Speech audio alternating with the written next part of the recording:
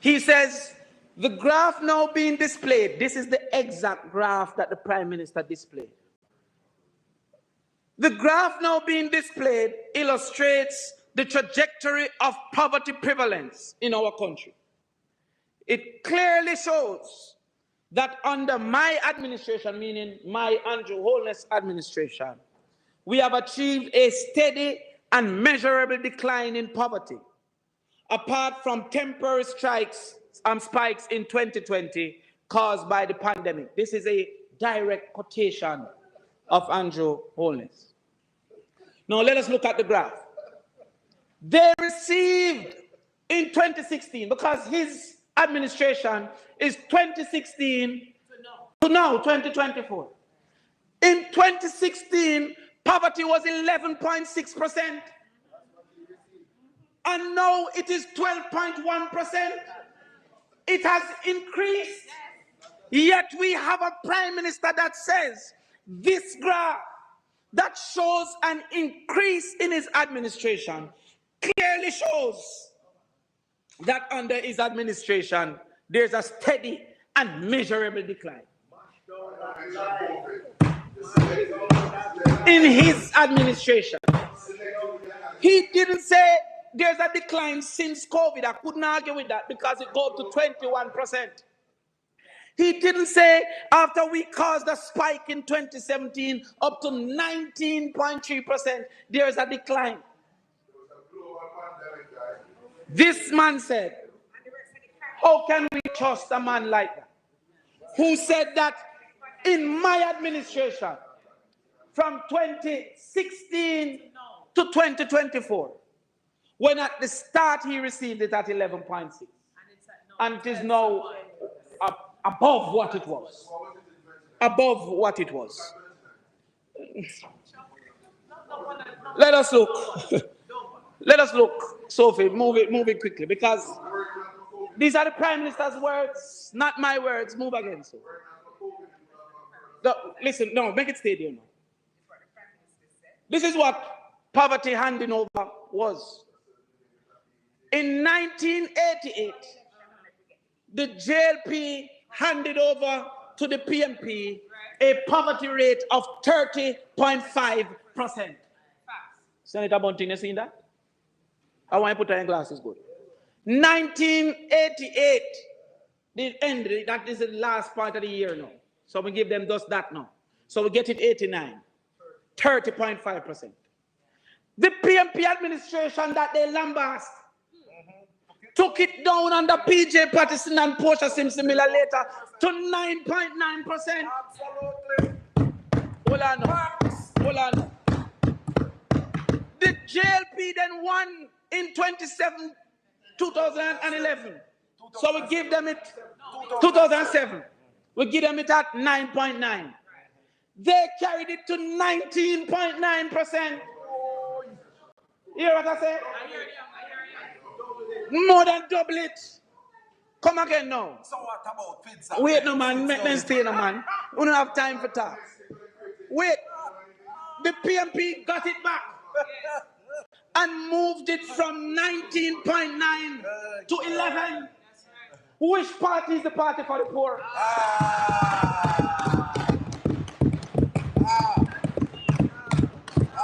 All kinds of reasons now.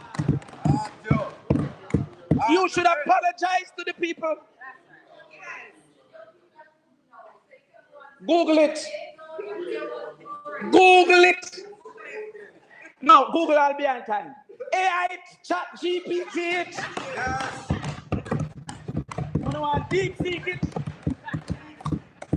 Make a repeat. In 1988, the last day of 1988, poverty was 30.5%, created by the administration of Edward Seaga. That's the year we started to make the PMP started now and fought everything that we fought, including what they say is FinZac, including Three Hurricane, including liberalization, including IMF, including bank failure.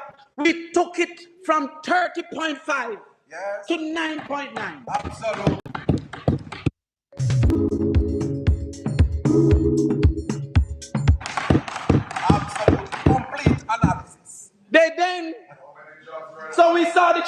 that was happening. Yes. And the people say, you know what? Make us see what go on. Some young people said, I never seen no labor right there. Let me try. And they won. What happened? It moved from 9 to 19%. Based on what they're saying, labor rights salt, man. Every time they come in my shop, every time labor rights come in, something go wrong. We don't want a more salt government, man. They then check it from 9.9 to 19.9. All right? We take it back. And what happened? It went down again dramatically to 11. And the Prime Minister, who says that clearly it is going down under his administration, have moved it from 11 to 12.1. What can go so? What? I think we have dealt with that sufficiently, Sophie. When the sun is rising in the east, night falls in the west. Stay on the lookout because markets never sleep. FX Pro, trade like a pro.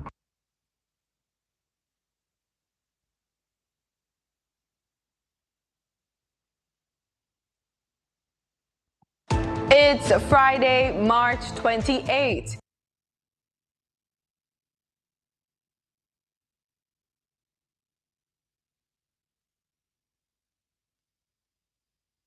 To supporting and standing with the Caribbean, and that, of course, includes Jamaica.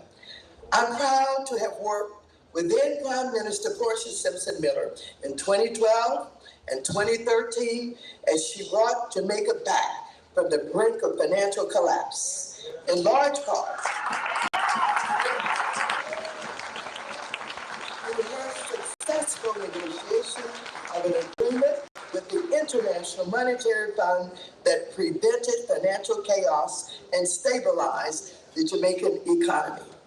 When I agreed to come, I decided that I really wanted to spend some time on this issue, even though you've heard about it earlier this evening, because it's so important for Jamaicans to understand the role that Portia Simpson Miller played and the persistence that she exhibited and the passion with which she talked about what had to be done.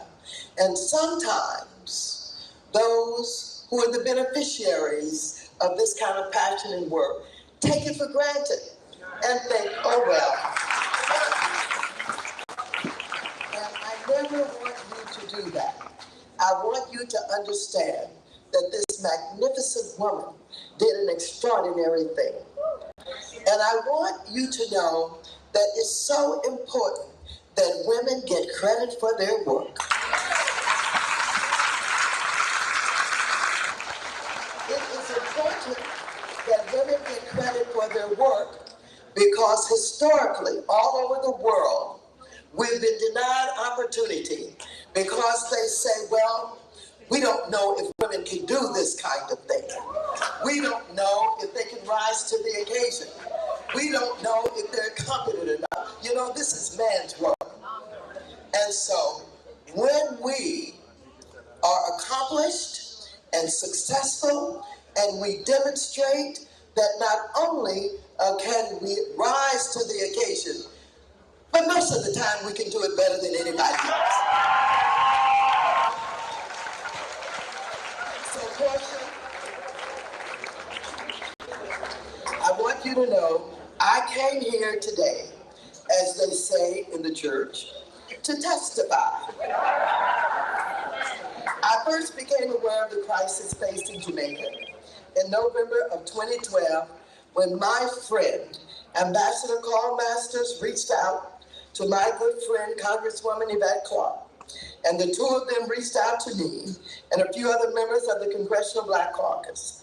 Ambassador Masters explained the urgent need for the IMF to make assistance available to Jamaica and the dire consequences for Jamaica's economy if the IMF refused to do so or insisted on onerous conditions.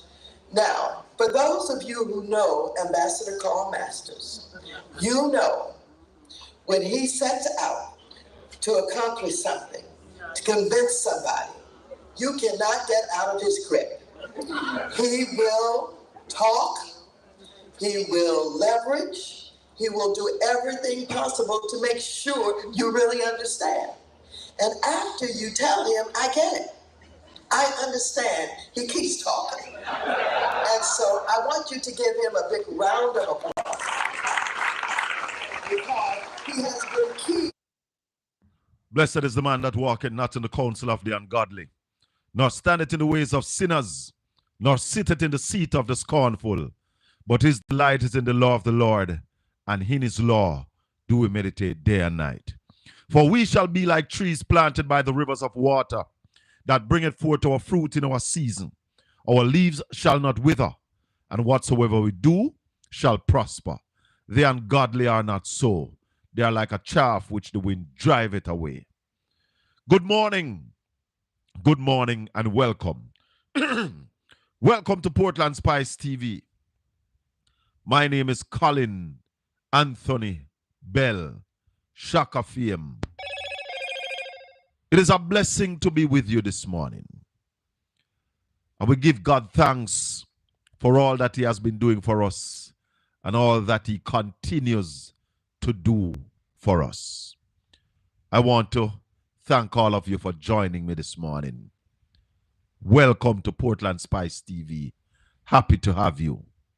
For those of you who have not yet subscribed, we beg of you to subscribe to the channel. We ask you to share this link to all the people in your contact. Like up the video. It doesn't cost to press that little thumbs up. Just click on it and give us a like. Right now we have over 200 devices on the platform and we only have 49 likes. Like up the video.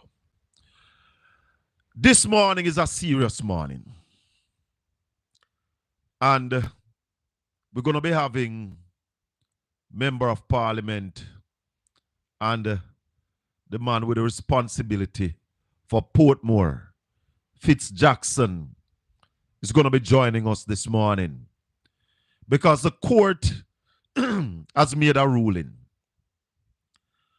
And, you know, it is important, Nadia, Beat and Teach, Florence, Andrea, it is important that we grow these channels because mainstream media has lost their way. And I want to start off by playing a clip from TVJ's news last night. And when I play this clip, you will see what I mean when I say mainstream media have lost their way. Because when something happens, I would want to believe that you report what happened and then you report the claims. Listen to this clip.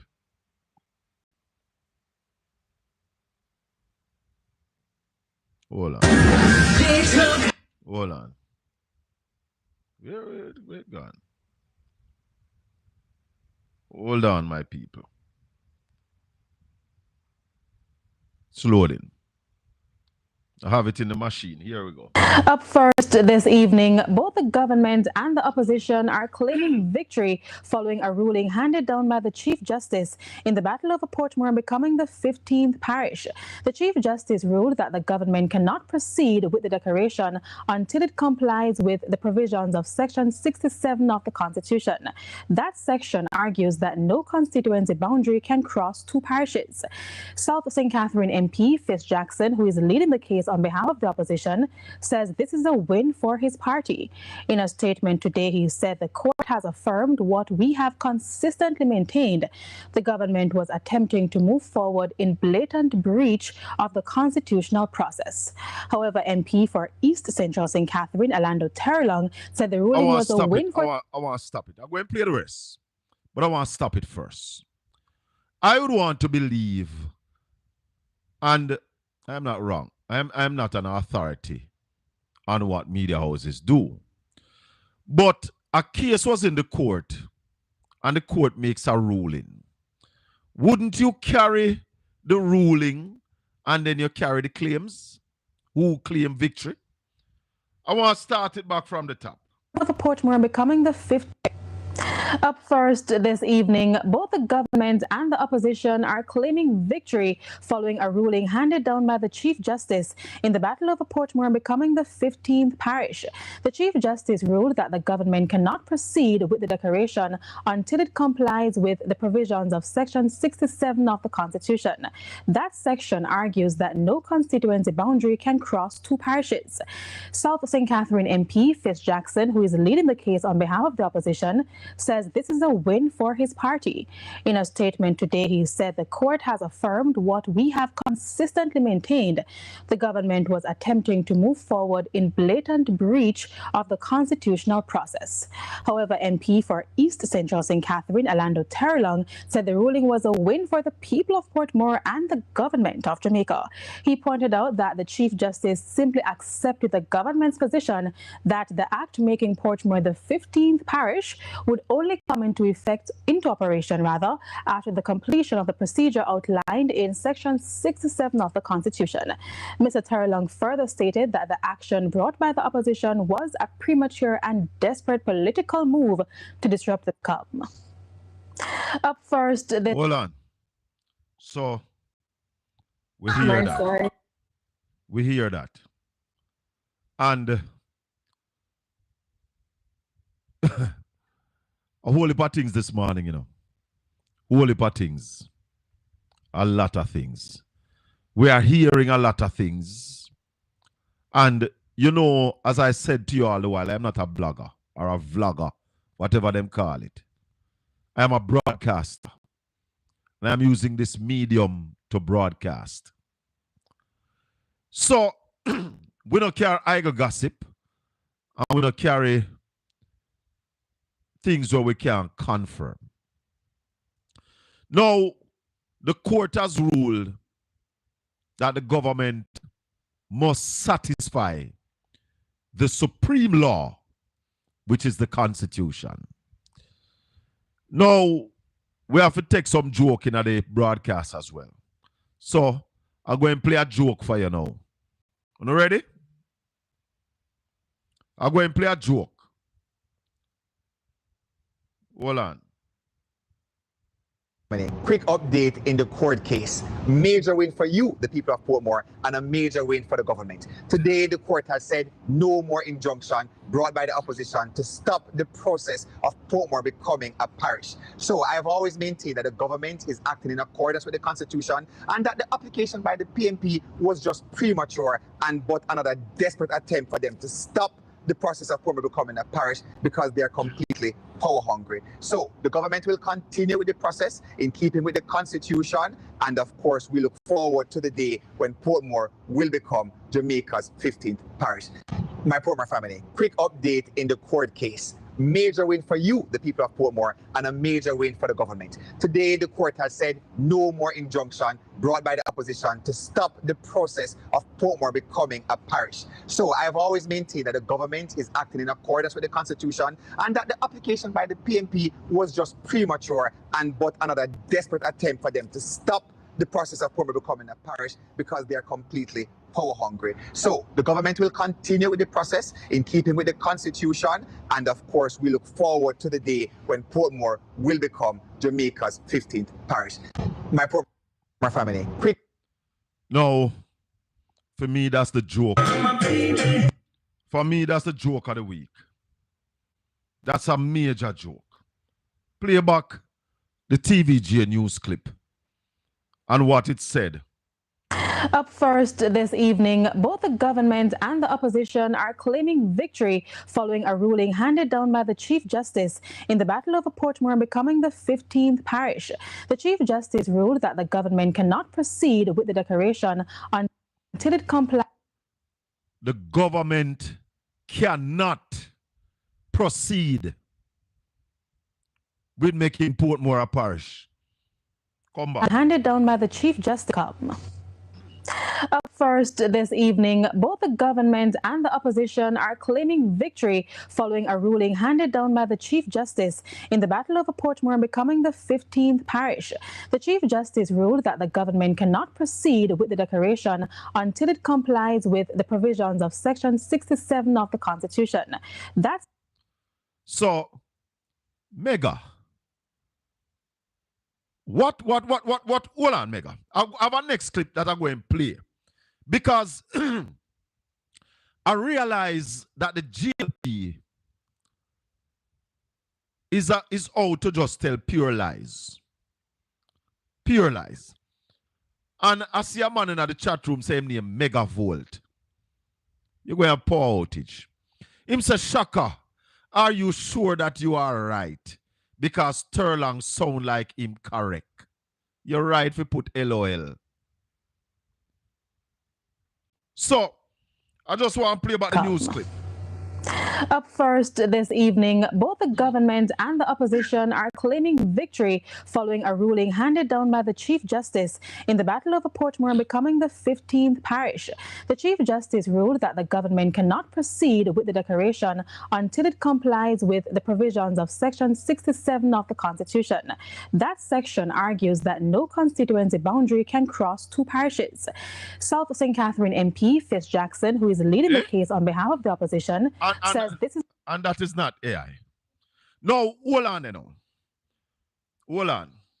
Because the GLP ram a bill through the parliament to make Portmore a parish. And I'm going to bring on Fitz Jackson, but I want to make some things clear. When they brought the bill was debated. I remember what the news said a while ago, you know. The judge ruled that the government cannot continue with their efforts to make Portmore a parish until them satisfy certain things. Now, if them don't satisfy the things them in the Constitution, them cannot make Portmore into a parish. Where in any of the debates did you hear Turlang say that they are going to wait to make Portmore a parish? They passed the law. It was passed in the lower house and the upper house. But remember what the news say now. Them have to satisfy the Constitution first. Listen this. Hold on. Some critical leadership positions that they now hold. This bill violates the people's choice last year. We reject the abuse of Parliament to reverse the will of the people as expressed through free and fair elections. It is wrong, and we call on Jamaica to stand up against it.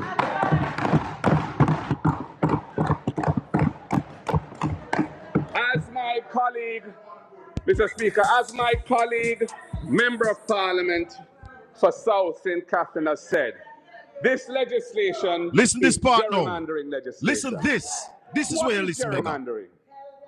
It means shifting up electoral boundaries to keep your supporters in and or to move the other side supporters out. And that is exactly what is happening here. The principal objective of this legislation is to recast existing constituency boundaries of 2 seats to provide a political advantage to the Jamaica Labour Party. That member. Listen this now. This is where it's at. Rise on a point of order, Mr. Speaker.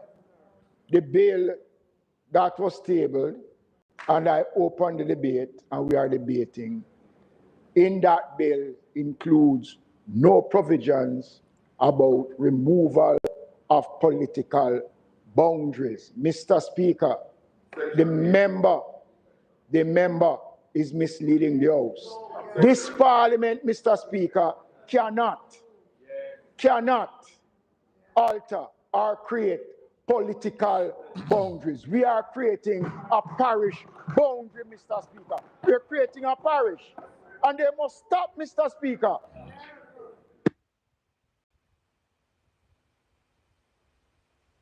Listen to this. Mr. Speaker, the minister has made that point repeatedly, and it is disingenuous. Of course, yeah.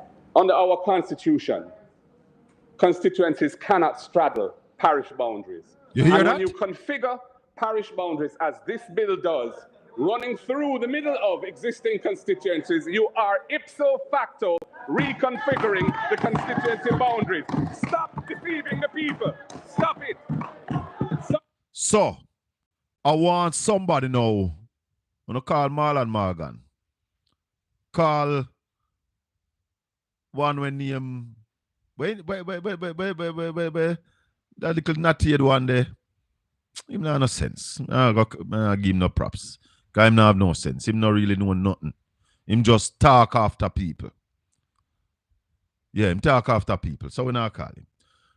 Find where Turlong did say what Mark Golden just say. Because it's the PNP that always tell them, Monique, that you cannot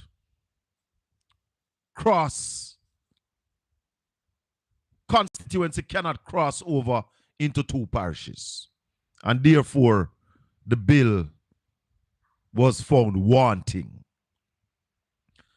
You know, I want to touch it back.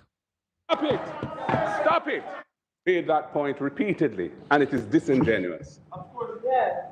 Under our constitution, constituencies cannot straddle parish boundaries.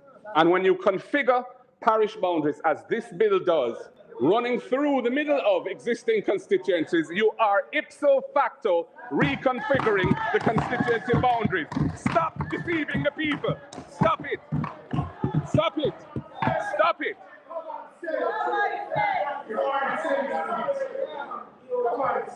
Mr. Speaker, I repeat, the principal objective of this legislation is to recast the existing constituency boundaries of 2 seats to provide a political advantage to the JLP. This is flagrant gerrymandering and is an abuse of the democratic process of this parliament. Mr. Speaker, this bill creates new parish boundaries that are not aligned with the current constituency boundaries in East Central St. Catherine and South St. Catherine, 2 seats. This departs from a decision that had already been agreed by both sides for the boundaries of the city municipality of Portmore to be aligned with the boundaries of the 3 constituencies that together comprise Portmore. I'm going to stop it. I'm going to stop it because we have MP Fitz Jackson on the line. Comrade Jackson, good morning. Good morning, Comrade Bell. Good morning to your listeners. Good morning to your co-panels. Do I say congratulations or this is mere formality? Well, congratulations for the people of Portmore and Jamaica. Because to be frank with you, Comrade Bell, this is not a matter for just the PNP. No, it is not a matter regarding the respect for the rule of law and the constitution of this country. The constitution says clearly, matters of that nature, of boundary changes, etc., there is certain legal requirements that must be adhered to. And you must do that. And in summary, that's what the court says. The court says that if the government is proposing to establish a new parish, in this case, the proposed one for Portmore, there are certain things that you must do. The government was seeking to do something else, and understandably, why they did something else. The reason why the government was going about it the way that they were going about it is because they want to gerrymander some political boundaries in Portmore. And the electoral office that has that remit stood in their way. And they found a way or thought of a way to go around the electoral office of Jamaica and to establish some political boundaries of their own. And the court said, no. You can't do that. The law don't allow you to do. If you want to establish a parish, you must adhere to what Section 67 of the Constitution says. Simple. But Comrade Jackson, why is it if the GLP really just wanted to make Portmore a parish, why they didn't just use the existing boundaries of all the constituencies? Wouldn't that comply with the Constitution? Well, yes, but it is because of the gerrymander intent. They want to, the real goal, is not to make Portmore into a parish because of what they're claiming for development and all that. Yes. That's not the real reason. They want to get some political boundaries that suits them. But you don't have to ask me that question, Colin, as to what the government wanted to. Their former senior cabinet member told us. Everard Warmington, very clear. I would played it many times he told here. Us. Yes. So we don't have any need to be speculating what was their intent. Because guess what? Exactly what Warmington said in 2023 about the boundaries that they want and where they will run is exactly what is in the bill. So before we go any further, did you hear Orlando Turlong's statement to the ruling? I heard it and I read it, but that is a case where he was trying to avoid accepting the fact that they were stopped by the court and tried to put a spin on it. But when you read the ruling of the court, you can see what it is. For argument, for example, they said that, the injunction was lifted.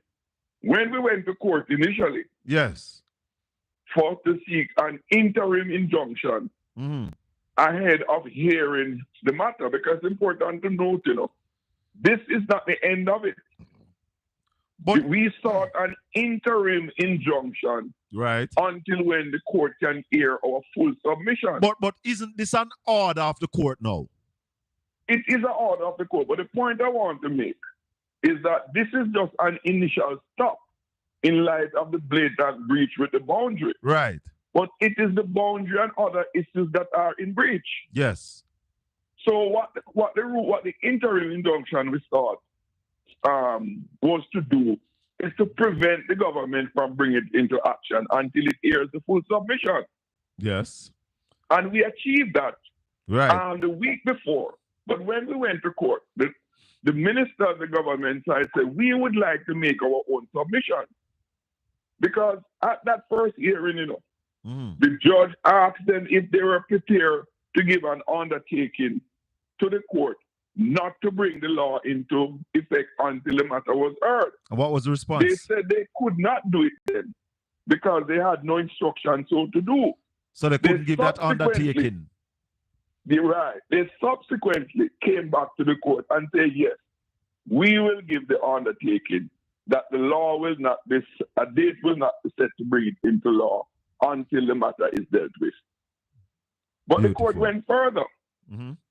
In respect of the particular breach of Section 67, it says you cannot bring it into law until full compliance. With that, say with Section 60 what, 61? 67. 67 of the Constitution.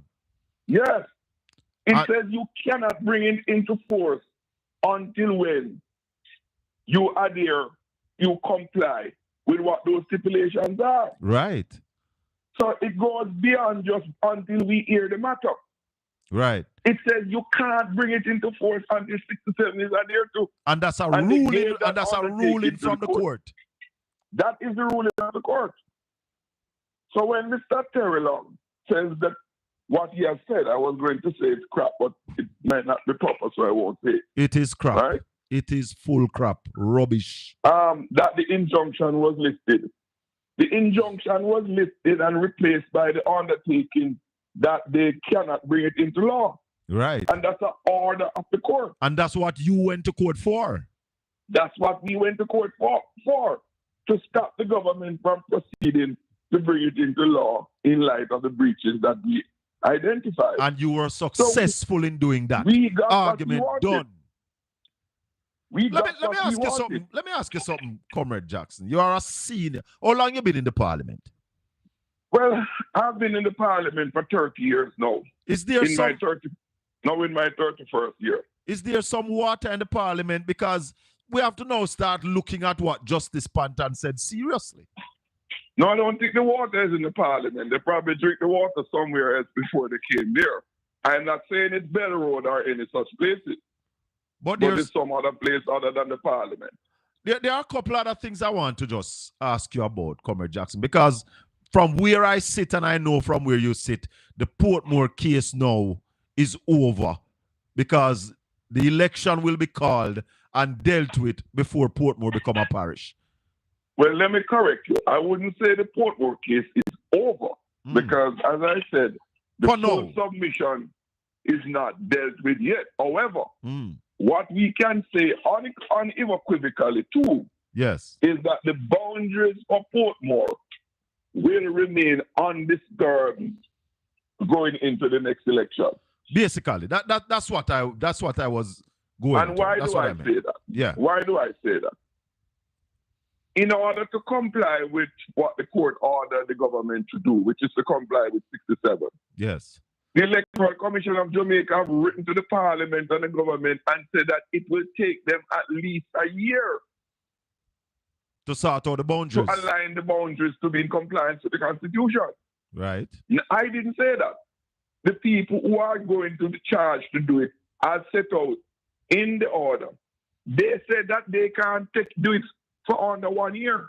Exactly. So it is going to be the election is due within 6 months. Right. So it is going to be after the election. So that's why I say we're putting that to rest for now. And I will go further. After the election, as we have said, I've said it on behalf of the opposition, we have said it, should they proceed to establish Portmore in a parish, even within the requirements of the law, because the court doesn't go to court for what is legal or not legal. You know? Yes. Because of the manner that they are doing it, the undemocratic way of doing it. When we become government, we are going to repeal the legislation. Yes. And have it revert to where it was until or if the people of Portmore, through a democratic process, say that what they created should be otherwise. If you're just joining us, we're talking to Fitz Jackson, Member of Parliament over there in St. Catherine. What's St. Catherine again, Fitz? South St. Catherine. South St. Catherine. And he's the opposition person responsible for matters dealing with Portmore. We brought the GLP to court as it relates to them ramming down the throat of Portmore people, Portmore becoming a parish. And the court has ruled that there are constitutional matters that must be adhered to before Portmore can become a parish. No. You're absolutely correct.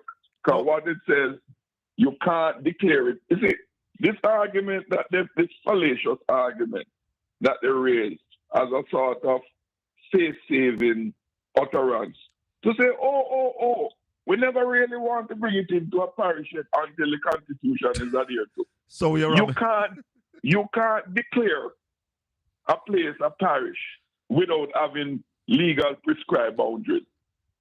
But they start calling it a parish. They have been calling it a parish. Well, that is the looseness that you have bear witness to on their part.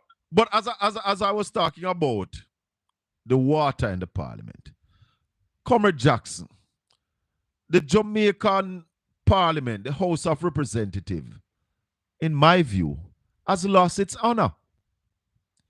No, allow me to interrupt here. Yes. The Parliament has not lost its honor.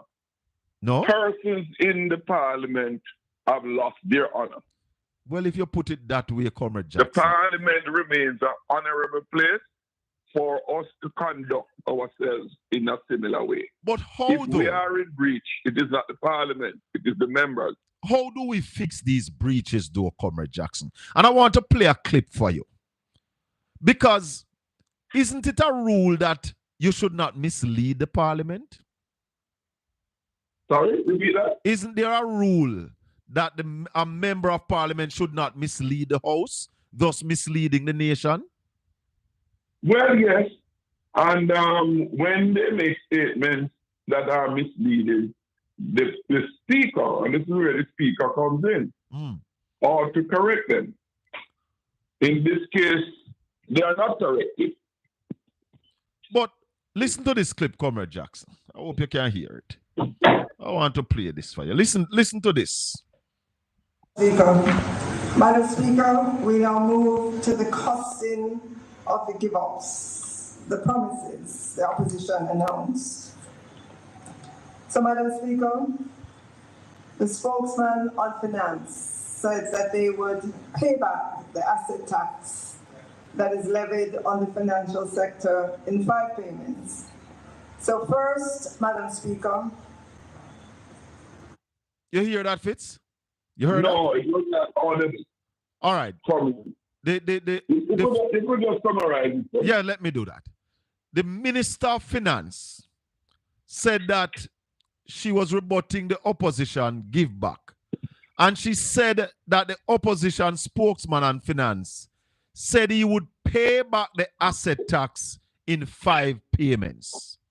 That was never... Hold on, that's my point. That was never said, even close. And she was allowed to say that. The leader of opposition rose on a point of order. He was heard. And the speaker, they also allowed that to continue. How that fits? Well, it only shows that the speaker is complicit with the member misleading the house. But in terms of the rules of the house, is that allowed? No, but if the overseer of the house is embracing breaches, then the only correction you ask the question, how can that be fixed? Yes. That can be fixed in the next election. So the people will have to be the judge and the jury on that one. People are the ultimate judge and jury. And that underscores the power of the people. Fitz Jackson, Portmore, you also brought the banking bill, because I can never talk to you without bring up this banking issue, because I believe it was a sad day for Jamaica when the entire, except for Mike Henry who did not turn up in the parliament, voted against the entire Labour Party, all their members of parliament, except Mike Henry who did not turn up, voted against the people of Jamaica and voted for the banks. Hence, the banks are now a power unto themselves. Where are we with that bill, Fitz? There was a court case. Give us an update. Well, the court case that we had, let me start with the last one first. The court case that we had partial victory in that one. In that the court ruled that charging a fee on a check at the branch that it was issued is a breach of the law. That was in the ruling. Yes. However, the broader ruling that we wanted, we did not get it at that in that ruling. Mm-hmm. So we have appealed the matter. Yes. We have made application for an appeal, and we're waiting for the dates for when that will occur. So that one is still alive. And just tell my listeners, what is it that you are seeking? In that matter with the BNS, they charge a fee for cashing a check. They charged me $385 to encash a check that was written out to me. And I am contending that the Bills of Exchange Act prohibit them from doing that, and I'm seeking the redress through the courts in that regard. Mm-hmm. That is essentially what it is.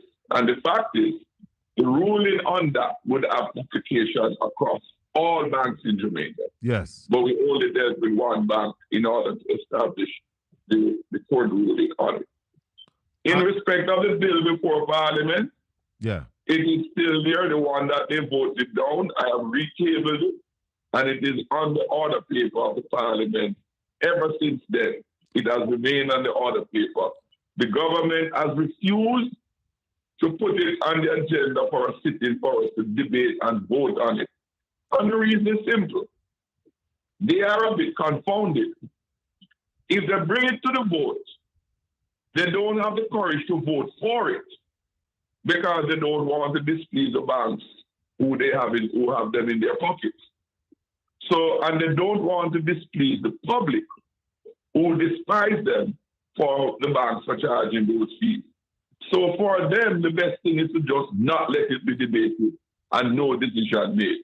And so their indecision to put it for a vote is a decision to allow the status quo, which is the charging of the high fees, to continue. And bear in mind, Colin, every year the banks make over $50 billion in profit, not 50 million. And what is the bill asking for?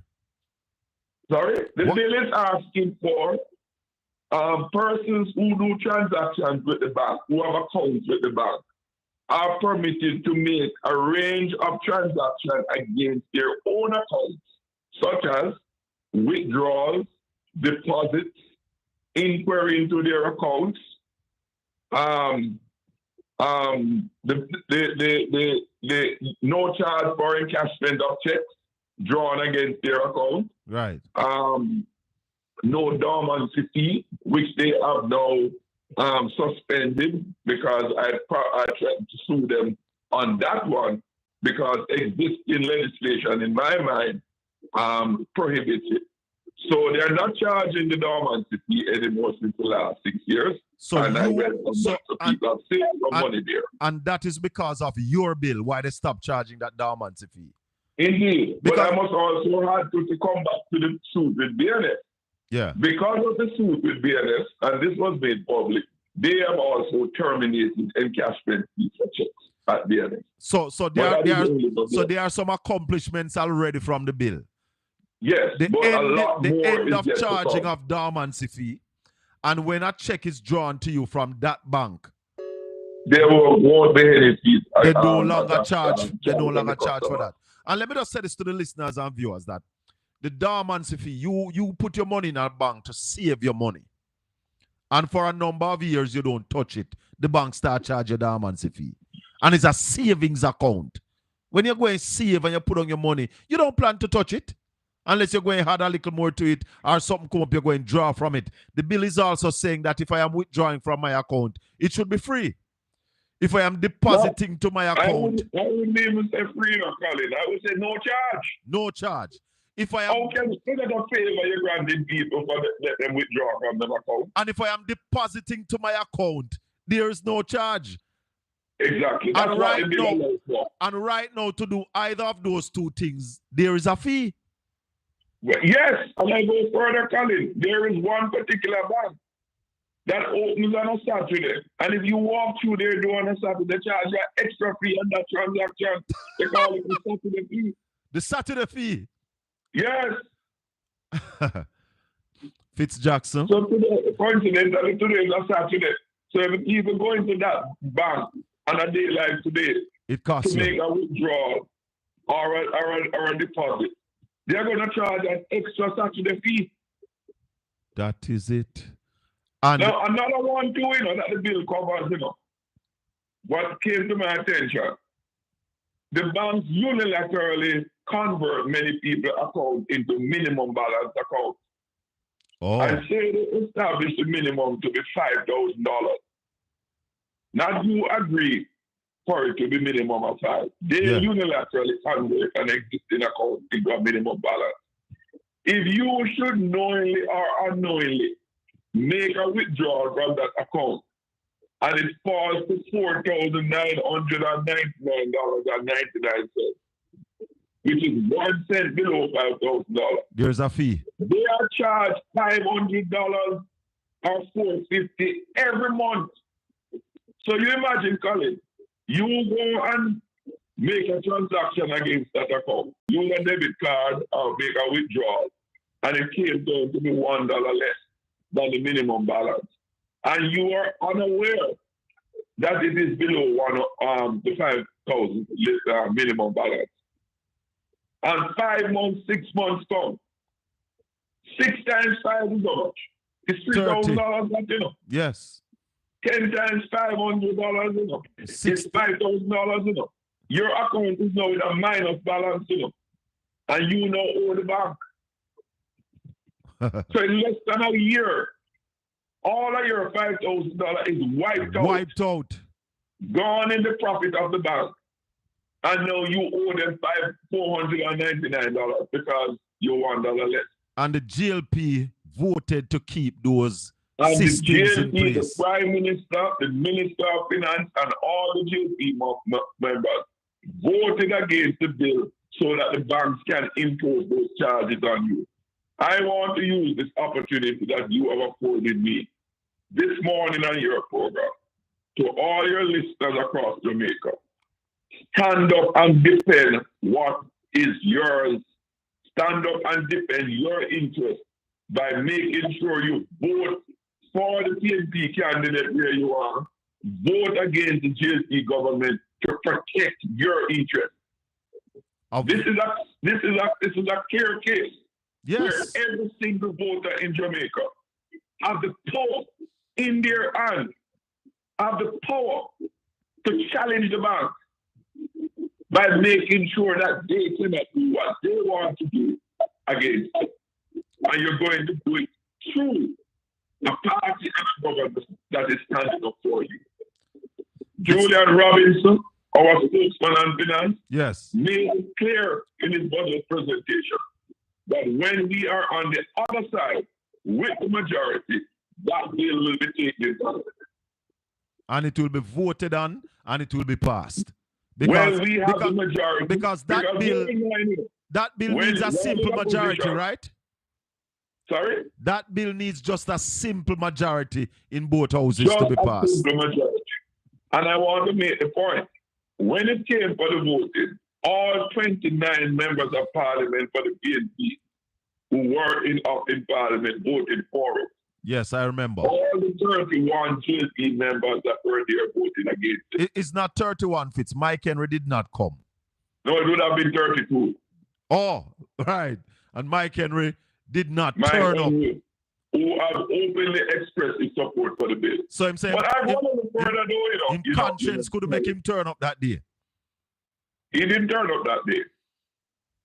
But there are a number of other JP MPs who support the bill, but they've been put under the whip of the Prime Minister not to vote for it. So you are saying that the Prime Minister is the man who insisted that his party voted against the people of Jamaica? Because that's how I see it. That's how I see it enough. Who's the leader of the party? Andrew Wallace. Exactly.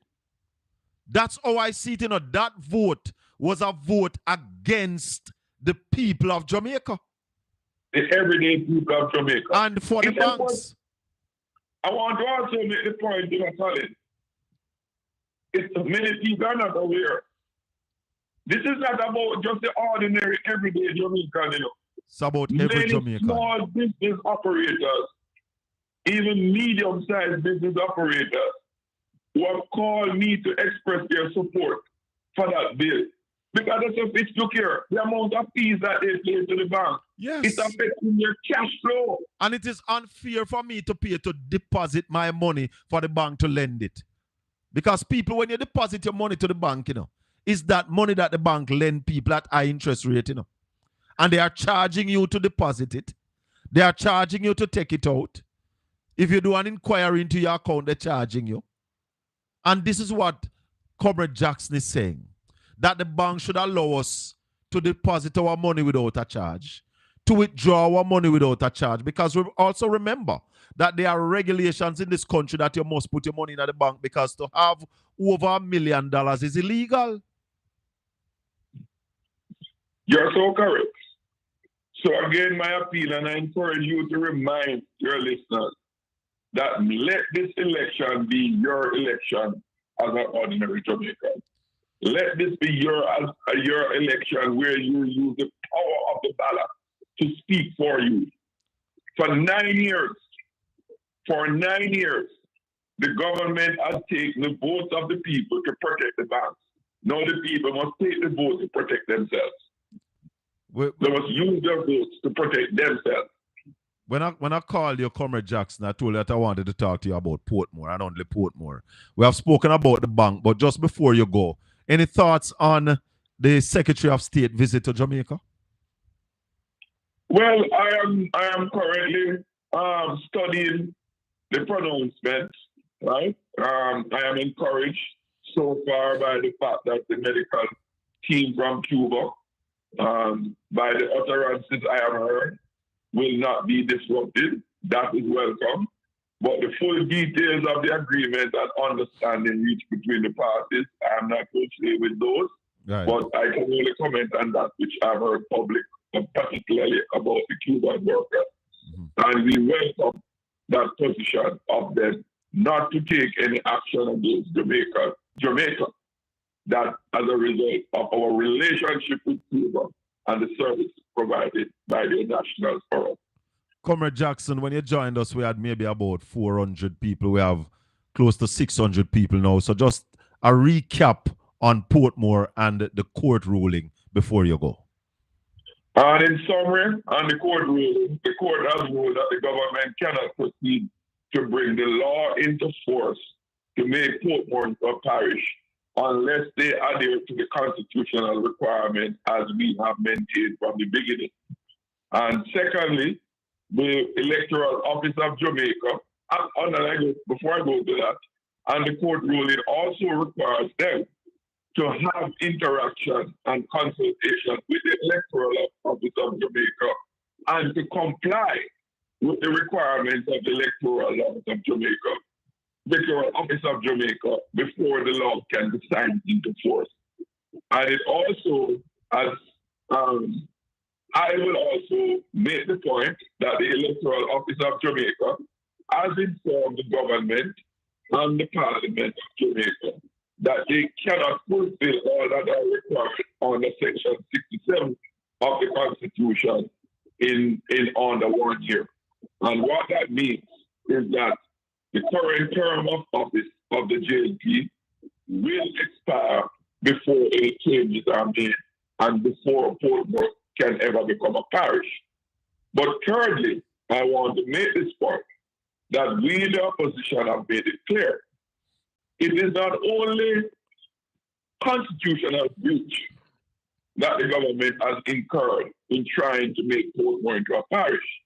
We have maintained from the beginning that it is undemocratic. It represents a case where the government is imposing on the people of Portmore an arrangement without their consent, an arrangement without their participation, and it's an overturning of the electoral decision of 2024, the local government election, where they elected their own direct mayor, among other provisions of the municipality that is in place now. And because establishing a parish in the way that they're doing it would accomplish those overturning that upon becoming the next government after the next election, we will repeal the law that we have passed. Indeed, it will not be in effect when we become government, but we will repeal it and we will make the necessary arrangements for adequate consultation to hear the views of the people of Portmore on any changes that they wish to have with their currently updated.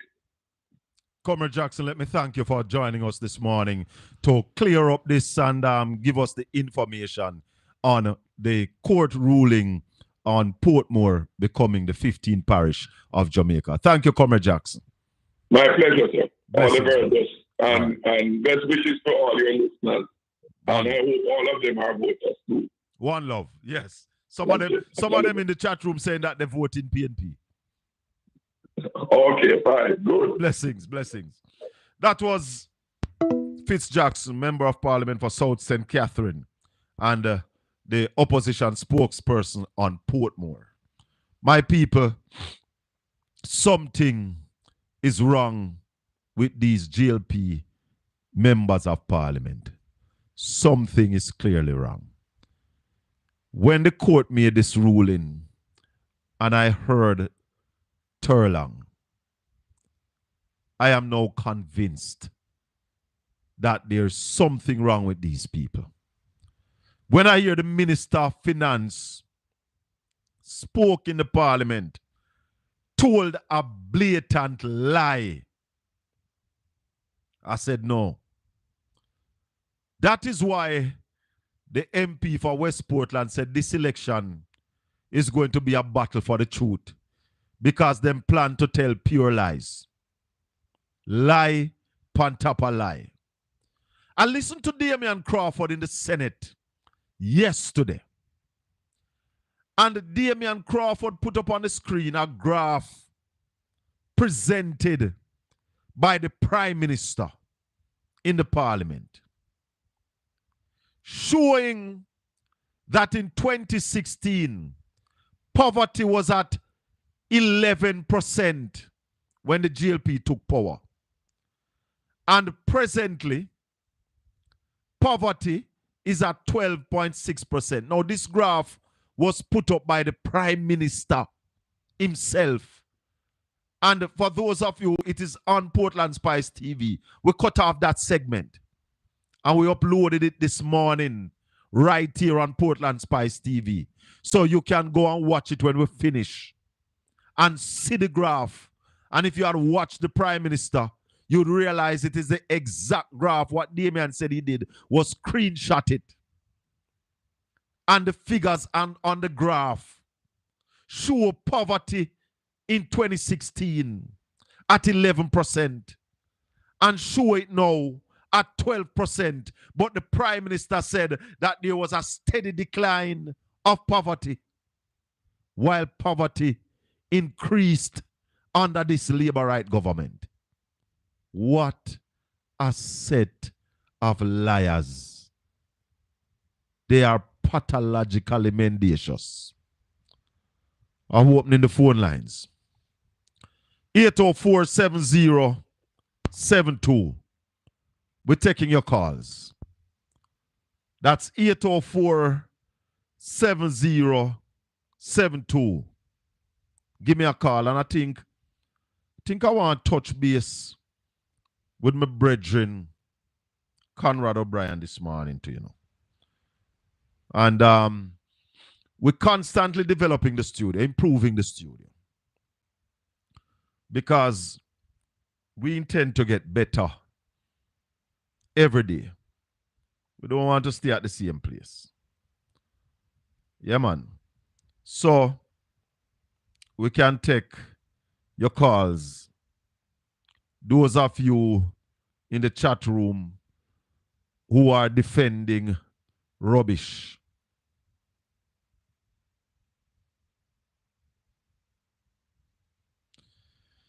It is rather unfortunate though. Rather unfortunate how people are willing to go into the Parliament and lie to the Jamaican people. 804-7072. Good evening. Morning. Morning. Yeah, what going? Me there, man. Yeah, I want to show a man me there, you know. Yeah, show a man. Yeah, man. We don't mind. Look here. Oh, yeah, say Labour Party people, them lie. Because they lie, brother. They lie more on PNP. Yeah, man. That's talk, man. Look here. All the time, me want to ask you something more. All the time me hear this, you hear me? Yes, man. All the time me hear the PNP say, like, them sure of winning back election. Like me hear them after when they become the next election, when they become the government. I want to vote them to become the government. The people of Jamaica. The people. So you're not sure a majority of the people will vote for them? They know that them say. But them not what the plans what them have for us. You know, no plans. We're better than this government. What are the plans this government have? We already see what the government do. That is their plan. What have they done? Spend $25 billion on Cornwall Regional? Nothing wrong with that. Upgrade the hospital. How much them say it would cost in 2016? It don't matter how much it costs, the Jamaican people are going to benefit. Oh, so let me ask you a question. If a man come build a house, if you call a mason to come build a house for you, or a contractor, and him tell you that the house will cost $10 million, and after a year of contract, a year of work, him tell us he want $10 more million. But there is additional work to be done on it. May I ask you a question? So that is what happening to Cornwall Regional. How would you feel being the owner of a house? Listen, man, the government are the best government ever run Jamaica. This government. Let me tell you something. We Jamaica not listening to no PNP. Let me ask you a question. Yeah. Let me ask you a question. The Prime Minister told us that he was going to give us fixed election date. Fixed election date can't stay. We're not interested in a fixed election date. You're not interested in that? No, sir. When the GLP took government, poverty was at 11%. Poverty. No poverty no there Jamaica right now. No poor people no there. We are eat, we are drink, and something. The PNP can't help nothing, you know. Where you say no poor people in Jamaica? No, sir. PNP can't do nothing for none of we because they can't take off $1 for nothing. Let me ask you something. The Prime Minister statutory filing has not been certified. That's not nothing to do with me because you can't, when you talk about your filing also, you can't see a $10 you have and at the time you have more than 10. That no help either. But what I'm saying to you, it has not been certified by the Integrity Commission. That no mean Integrity Commission that no mean nothing to you. Our Prime Minister we vote for. And the Prime Minister you vote for? Yeah, him we have vote back for. So if he's stealing from the country, he don't steal nothing. No, can't tell me one thing when thief. He not steal nothing. Then we PNP we are talk about thief. And that's why you don't get no traction because PNP don't thief out everything already, you know. My brother. I build this Prime Minister, I build the country. My brother, let me tell you something. Not mean nothing to you once it's GLP in power. So you are not a defender. You are not a defender of Jamaica. Could have talked till you know blue. All right, my brother. All right, sir. Respect. Yeah, man. Hey, you realize all Labour right fool? Fully done. The man have no problem with the Integrity Commission saying that the Prime Minister's statutory filing cannot be certified. 8047072. Good morning. Bless up to Colin Bell. Give thanks to life, sir. Yes, man. That is our important thing to do. Talk to me. I'm just here listening to that citizen of Jamaica speaking like he's speaking on all of us behalf. Hold on a little bit. I am not going to recognize that caller as a citizen of Jamaica. I'm going to recognize him as a Labourite. Because if you don't care... I'm coming to that. I was coming to that. As I was going to say, he was speaking for the citizen of the Labourite of Jamaica. Yes. Because rational thinking Jamaican understand and acknowledge what's going on. Yeah. And from my knowledge, Uncle, majority of these people on the Labourite side, they glorify corruption. Oh, yes. That's what we're seeing. That's what we're seeing. And this all happened in the breaking down of our education and our information sectors. You know, a graph. Could you imagine when in February, Prime Minister Andrew Holness go to a Bustamante, I went to a Bustamante in Reed Lane ceremony.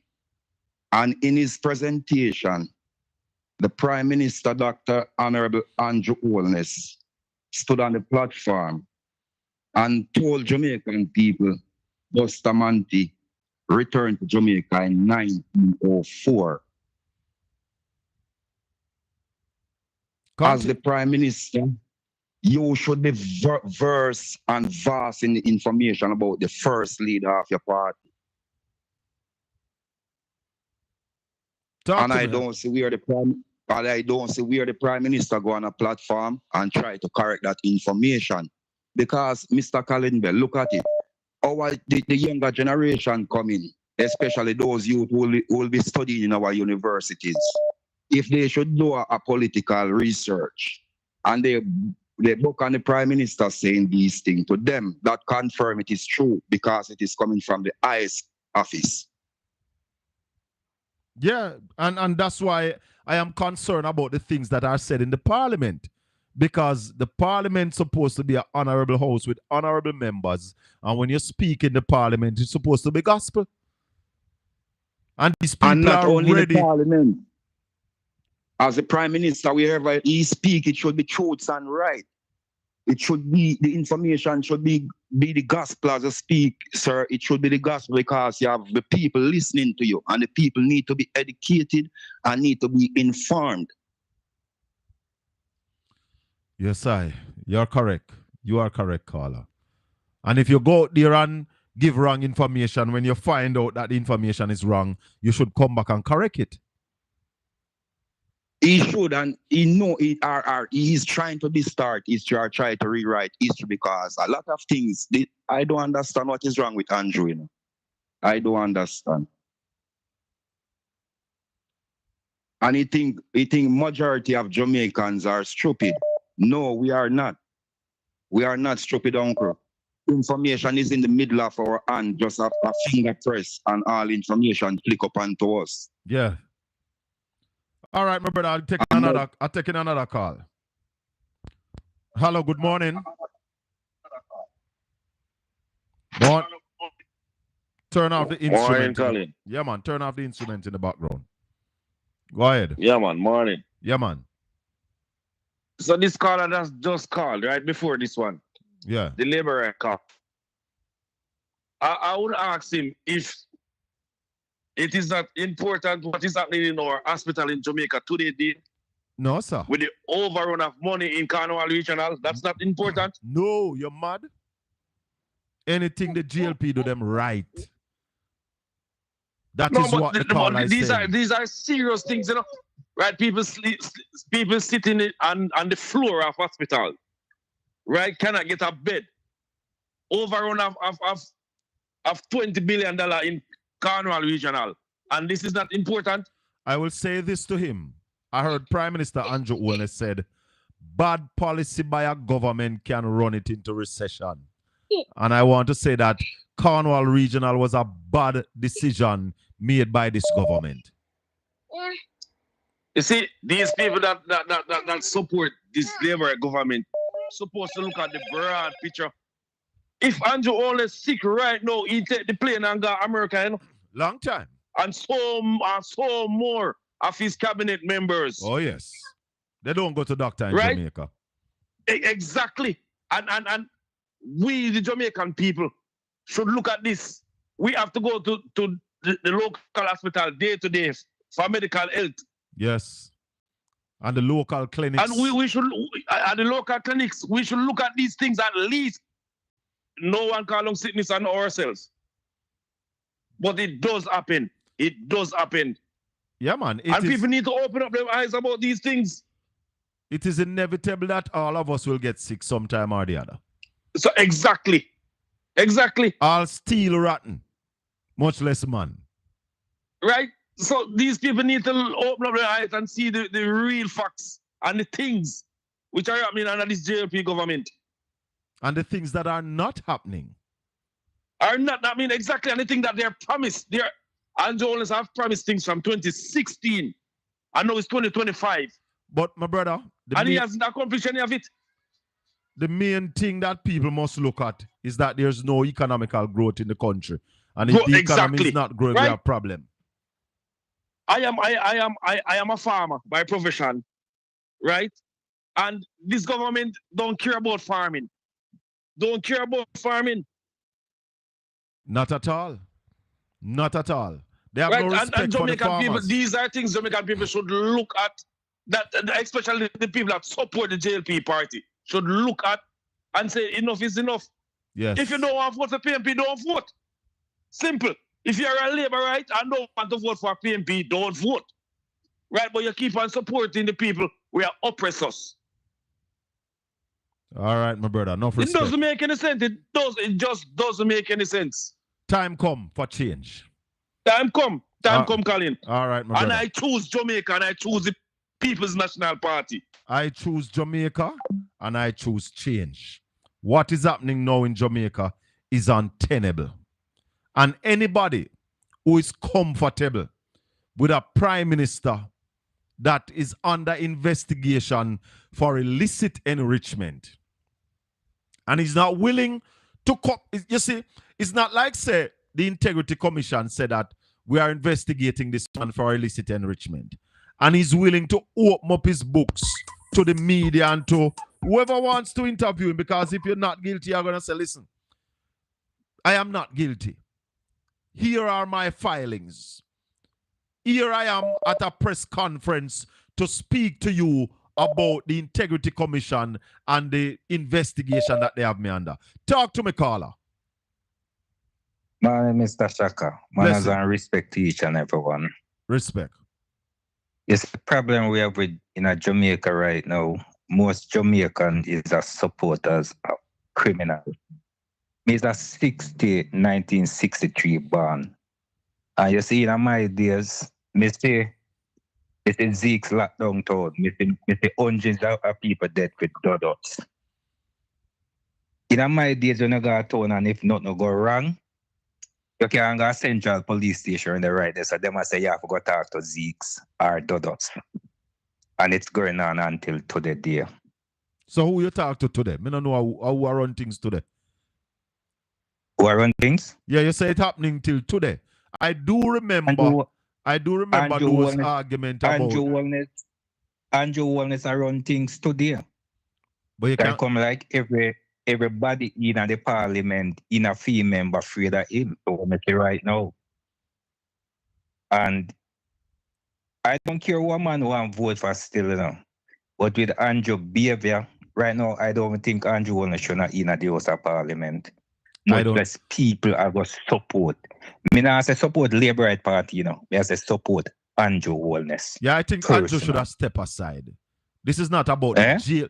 I am saying this is not about the GLP when it comes to Andrew Wellness and the issues that he's having with the Integrity Commission. No, it's not about the party. Right. It's about the person himself, Andrew Wellness. And anybody support Andrew Wellness. Me personal, not Mr. Colin Bell said. Me said anybody support Andrew Wellness is a criminal. If you support a criminal, what that make you? That make you a criminal too. Don't? Well, I'm not going to call Andrew a criminal yet. He's under investigation. I just said is not Mr. Colin Bell said. Yeah, but me say. But still, we have all reason. Him give us all reason but to still, say as the host of the show, I am not going to allow you to come and call the Prime Minister of Jamaica a criminal. The truth is, Jamaica Prime Minister is under investigation for illicit enrichment, which is a criminal act. But he has not been found guilty, and therefore, let us say what it is. The Prime Minister is under investigation. Yes, you can. I ask you a question. Go right ahead. If your ear say John Brown thief a goat and he no got court and found guilty, don't the police and everybody brand him as a criminal? They brand him, yeah, but you see, we have to be responsible. Okay. As I said to people, I am not a vlogger or a blogger. I am a broadcaster. So, being a broadcaster, I take my responsibilities serious. That's why I said not Mr. Colin Bell said it. Yeah, because man. I know you have a program. And Jamaica don't have a prime minister. Jamaica have a criminal organization to run it. All right, no prime minister is in Jamaica. All right, no respect. All right, respect and thanks. 804-7072. I am getting information that over 300 medical workers have returned to Cuba. That's some information that I am getting. I have not confirmed those information. But we have some confirmation that some people contract has ended and they gone home. I am worried about what is going to happen to our medical field without the Cuban workers. Because as the Prime Minister said to Marco Rubio, you know, a lot of our doctors have migrated to other countries. I think the Prime Minister should have did look on him straight and say a lot of our doctors have nurses have been migrating to your country. So how dare you I come tell we say we not to take help from Cuba while you are drain our resources. We want with people them to do. Dead for medical needs. It will not happen. And the people of Jamaica have to be serious in this election because this is an election to save Jamaica. We gave the country to the Labour Party in 2016 with good financial health, poverty at 11%, and they have increased poverty. We are now in a recession. The economy is not growing.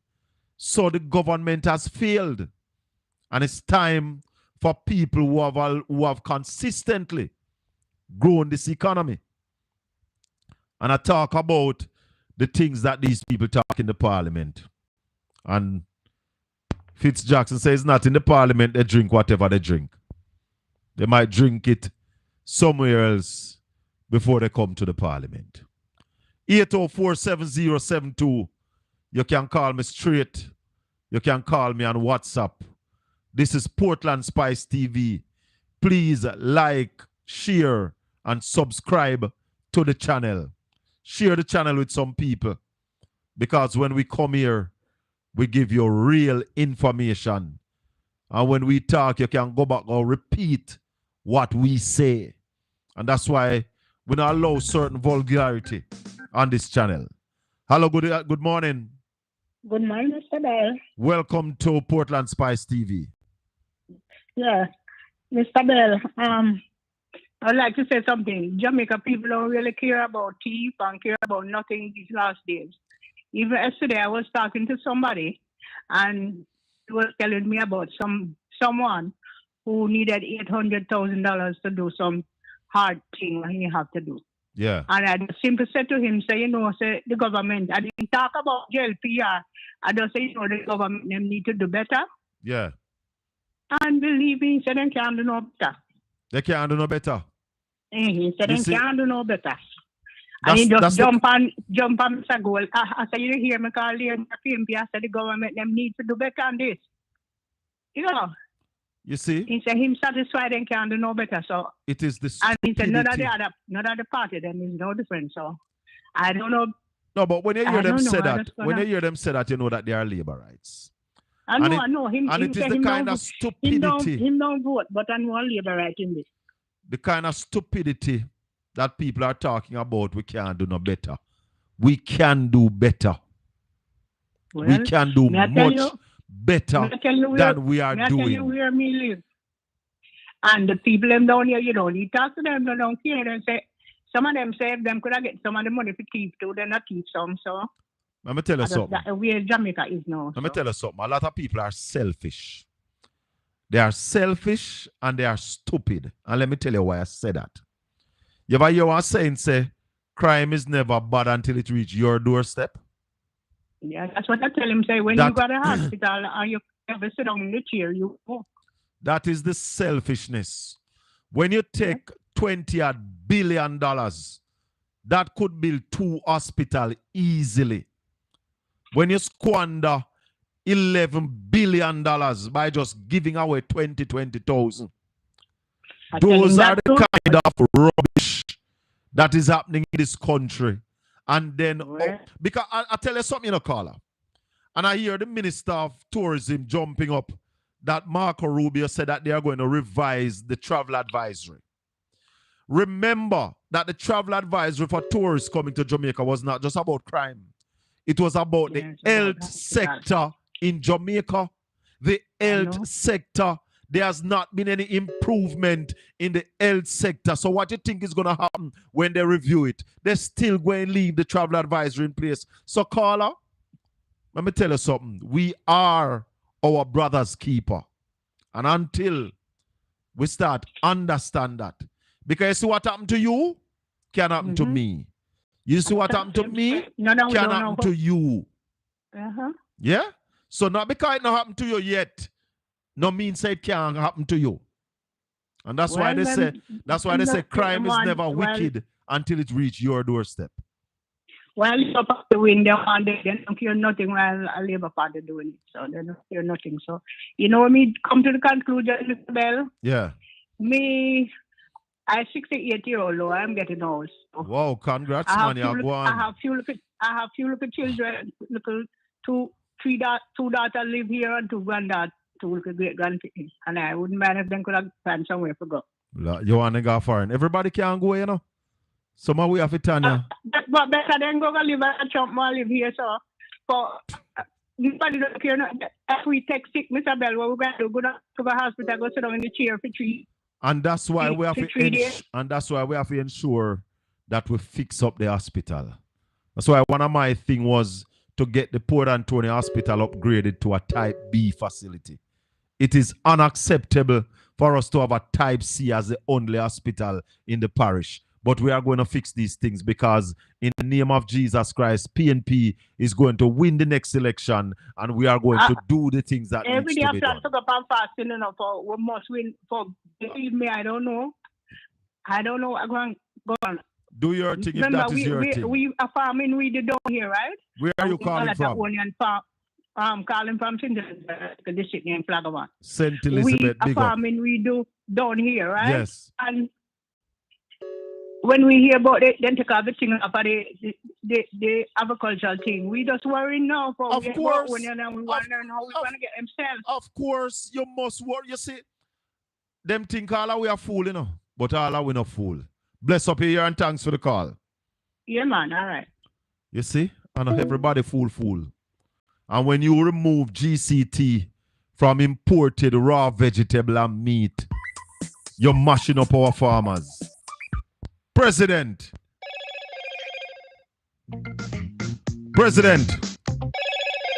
Brother SHACKA, morning. Morning, my brother, Wagwan. I'm not going to be long because many people calling, but I have a question for you. Go ahead. I don't know if you can help me out.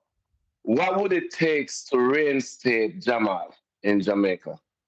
Just the policy of the government. Okay. But let me tell you. How can the PNP hold on, let me tell you something. back in power? Them have a thing named lifelong learning. That's what they had changed Jamal to, you know. Lifelong learning. So there's still something there if people are interested. All right. When I was a youth in Jamaica, way back when, way down, so they used to have a program where if you don't go to school as a child, your parents can get into problem. I think that is still in existence. It is still, I think it is still on the books, but it is not being enforced. When Michael came in with Jamal, if I can recall, he came in with it for the entire Jamaican, but it was mainly focused for JLP. Because most of the JLP, they were, when I was young, they called the JLP the Dons, and they call the PNP the Bright. I'm not telling this because I can contest to this, right? So that's why they say a JLP used to do farming. So when Michael Manley came into play, and he said he doesn't want no Dons in his country, and he came in with Jamal, and then he decided to uplift farming and say, let us eat what we grow. And grow. And he started give out money to farmers. The whole of the JLP them in a Timmy era, when me come from in a Senton, take the money by bike. Yes. We can tell her that. This is what me say. And none of them, not one of them, take that money and extend the farming. And then them see one come vote out Michael and say Michael no do nothing for them. What are we going to do? You know, in Jamaica to uplift Jamaica? Prezi, I tell you something. I saw Damian Crawford show a graft in the parliament yesterday that under the People's National Party, access to tertiary level education rise by about 300%.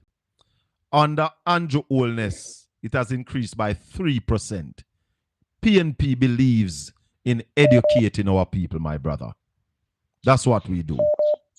All right. Let me tell you my final way in which I want to help change it. I have a big orange shirt that me buy. Me wear 2X, but buy a 3X orange shirt. So the day of election, I will be right there posting my vote because it can't continue. Yes. It cannot continue. Cannot. And when I heard what's his name, the Cuban guy that come down to Jamaica, come say I have parliamentary meeting and the Prime Minister only have a defense that the Cubans ain't getting paid. Jamaicans must realize that a Cuban help hold upon our feet all of these years. Yes. So should I definitely say to him, say, listen, that policy, just like Maya said, take back your visa. All right, Percy. Little more. Little more. Give somebody else a call. Yeah, man. Sam. Hey, good morning, Mr. Ed Boy, I'll Bell. call you back, Ed Boy. Go ahead, Sam. I want to make 3 suggestions. Go ahead. Thursday, after Phil Williams talk our crap in Parliament. Tuesday. That was Tuesday. Friday morning, Hello. PMP respond to it, don't it? That was Tuesday. She spoke on Tuesday. Wednesday, right. So Wednesday, PMP responds to it. Yes. So I expect with this lie that Caroline going around and saying about the court, expect the PMP on Monday or Tuesday morning to have a team and call a press conference that the mainstream media can take clip on it and put in their newscasts. Okay. Right? All right. Secondly, thirdly, you just talk about Damon Crawford's debate in Senate yesterday.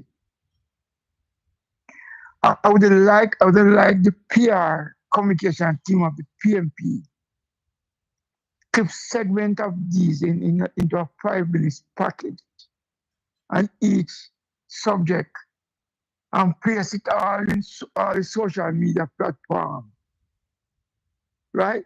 That people can hear it daily, nightly, right? Yes. Because a lot of people does not get a chance to watch the debate yesterday. So if the PMP package 5-minute segment. I tell you already, Sam, you said that already. Nobody repeat that because I tell you, in fact, some of it is on my channel right now. So the part about the poverty, if you go on this channel, you will see that. All right, next point, next point, Sam. Go to the next point. Right. That's my main point. We need to spread in all platforms, social media platform. All right, my brother. We're taking another call, Sam. Thanks for the call. All right. 804-7072. We lost that caller.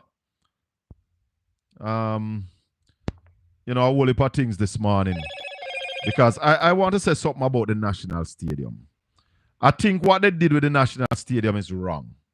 It's wrong and out of order. In an election year, you paint the field, you make the track green in an election year. I think it is out of order. It is vulgar. It is unacceptable. Hey, boy. Morning. Talk to me. Hey, I see something yesterday. By the way, thank you for bringing on Fitz Jackson to clarify, because some people have law degree in Portmore, but it seems like that their LLB is long, big, and worthless. Them drinking something, you hear?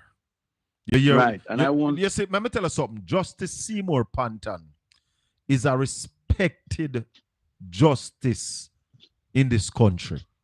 And when you hear Justice Seymour Panton say what he said, take it serious. Something wrong with these people.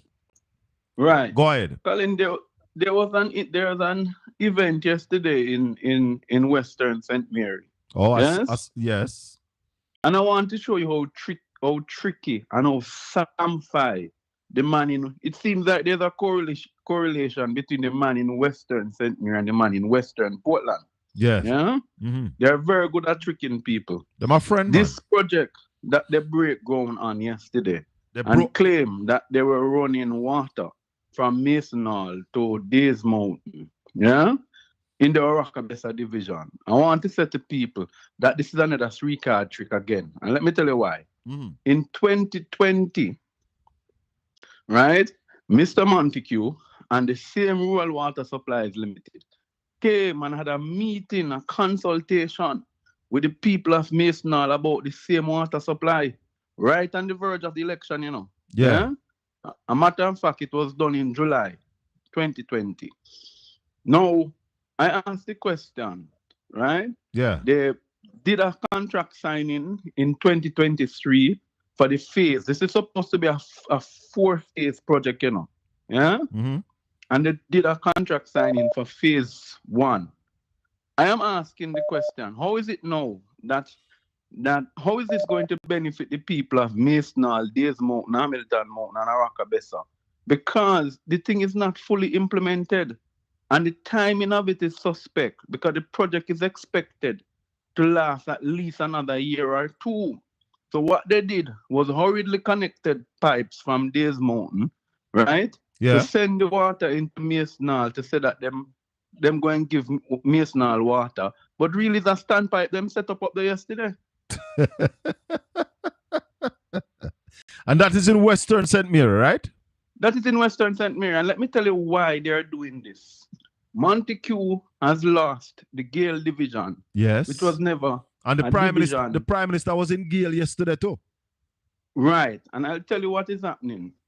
He has sent out his feelers, and all of his friends have said that he's behind. He's about to lose. Yeah. All indications are on all right, the writing is on the wall that he's losing.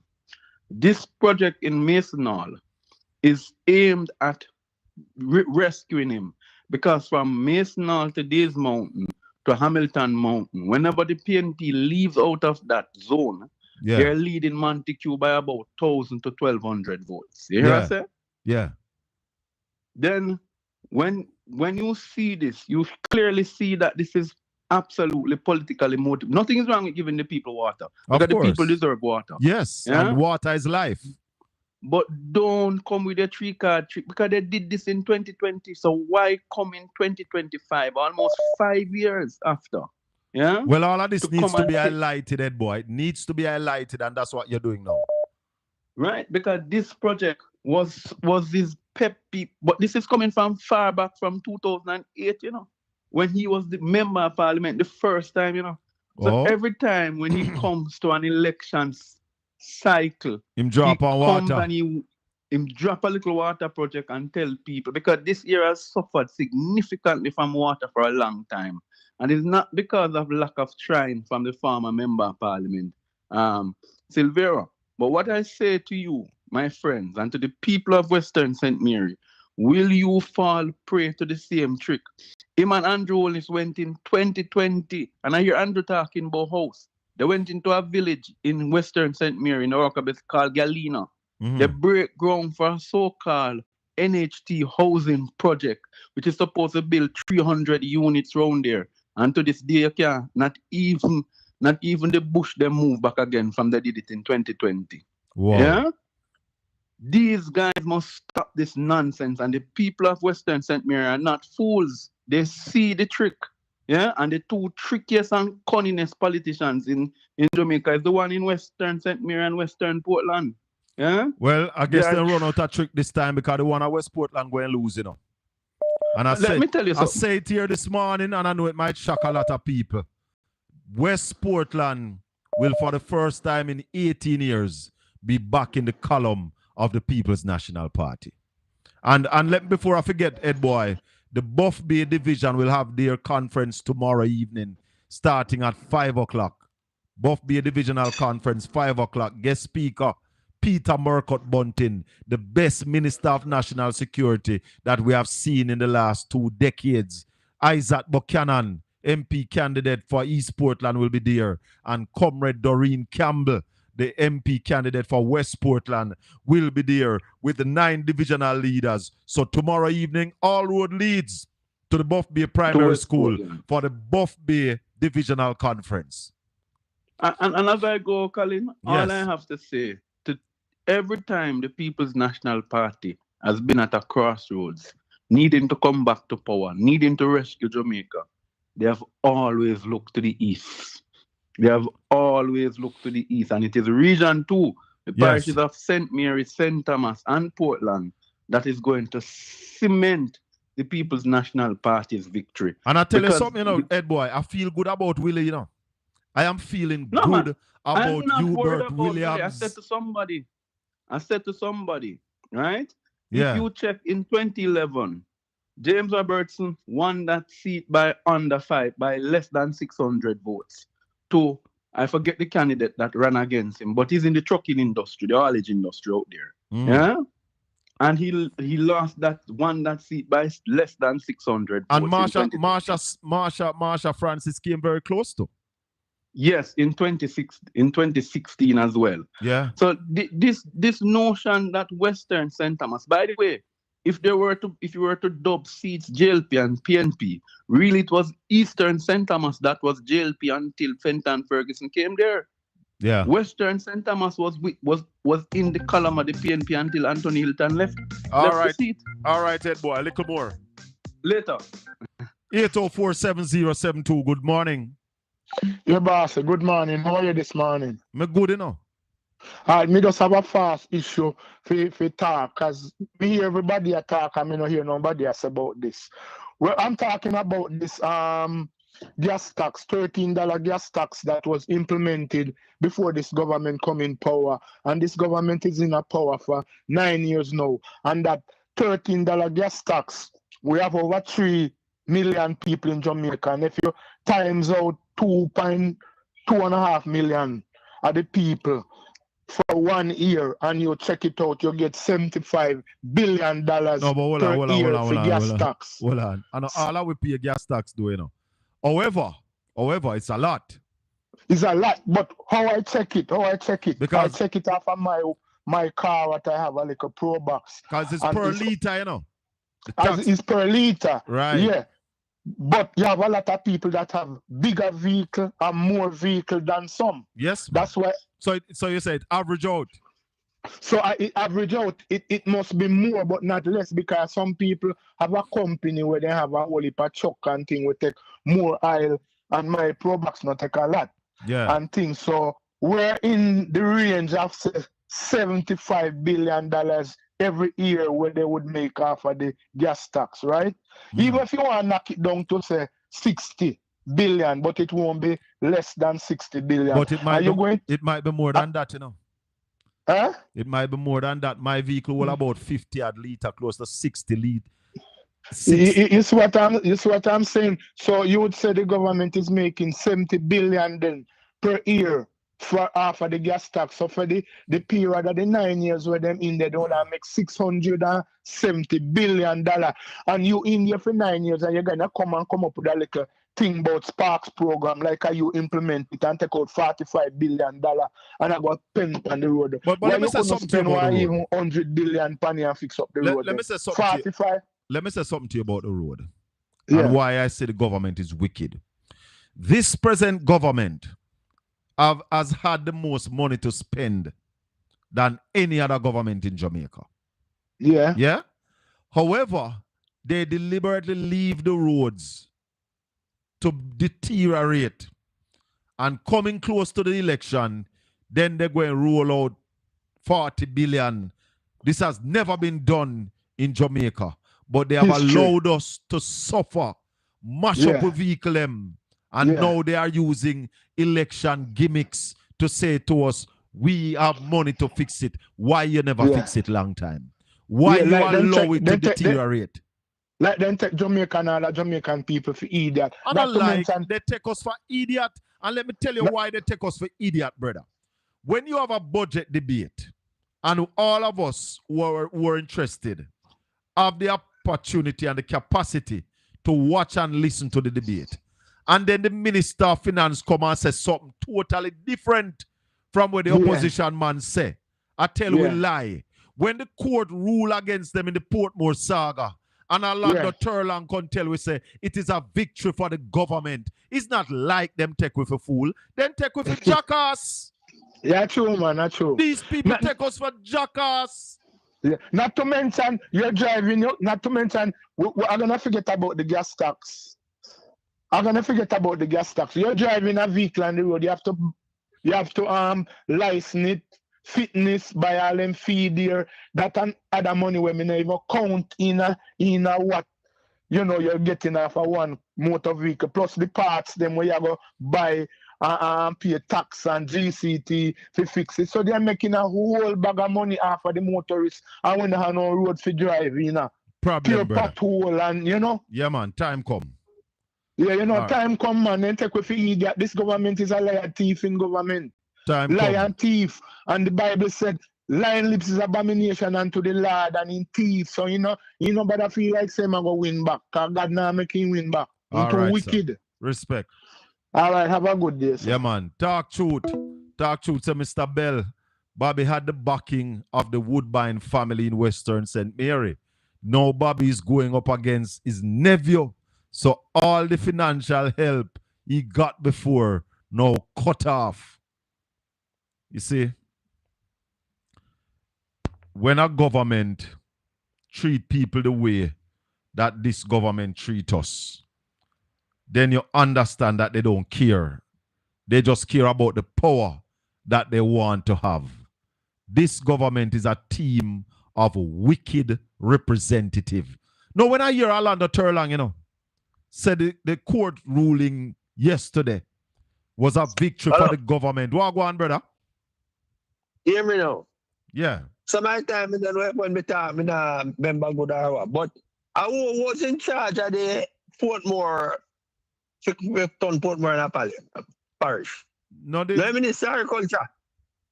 The Minister of Agriculture? And I did that go around there and I fool around and I make change up. No, man. The Minister the Minister of Agriculture is Floyd Green, you know. It is the Minister of Local Government that brought the bill to the Parliament. Desmond Yeah, Mackenzie. but listen. Me hear a news, I know if me did a dream or what. With the same court case, yeah. Yeah. Where someone went in charge over there say the highest court in the land is the Parliament. No, man, no one idiot man when named Dr. Wheatley, man. Me never know say the man so fool. Yeah, man. Me never know say the man so fool, man. The man is a jumbi, man. Me never know say so the man. You see? And when me hear the man say so, I said to myself, but no, me never learn them things there yet. The Parliament. Oh, the Parliament must be the final or the biggest court in the land. The Parliament is not a court, sir. It is not a court. The Parliament. Yeah, man, I heard him. And I know him alone, sister. And I'm alone, sister. Me here one next. I think me here one next idiot one from Mobius, sister too. Yeah, the Parliament is not a court. But to him talk, you know, it's like everything was final, you know. The Supreme Court now don't just do it, you know. Listen, the Parliament is the house of legislation. The Parliament makes the laws. Right. There's three tiers of government. You have the executive, you have the legislature, and you have the judiciary. And in Jamaica, we have a convention about separation of power. The legislature are the ones who make the laws. The executive is the cabinet. And the judiciary is the courts. The court interprets the law. Right? So when the Parliament makes a law, because they are not all legal minds, they can make mistakes. So the court have the authority. If they do something, the court can look at it and say, this is not in keeping with the supreme law, which is the Constitution. And that's what the court said on Friday. That until you satisfy Section 67 of the Constitution, you cannot make Portmore a parish. Right. So, whatever legislation this government bring to the court and lose you all of them? They are incompetent, sir. The government is incompetent. They are incompetent. And here we know. Oh, me know you none of the Caribbean leaders said to Marco, said, boy, little Marco, say, look here, man. You know, we train our teachers, we train our doctors, we train our nurses, and most of you first world country come here, recruit them and take them away from us. So anywhere we can get doctor and nurses, we have to go there for them. Me know you know them to settle little Marco. Andrew went the closest. Because Andrew said to him that our doctors or our health workers are migrating to other countries. They just want him said to your country. But Okay. Andrew went close. Mm-hmm. Yeah, man.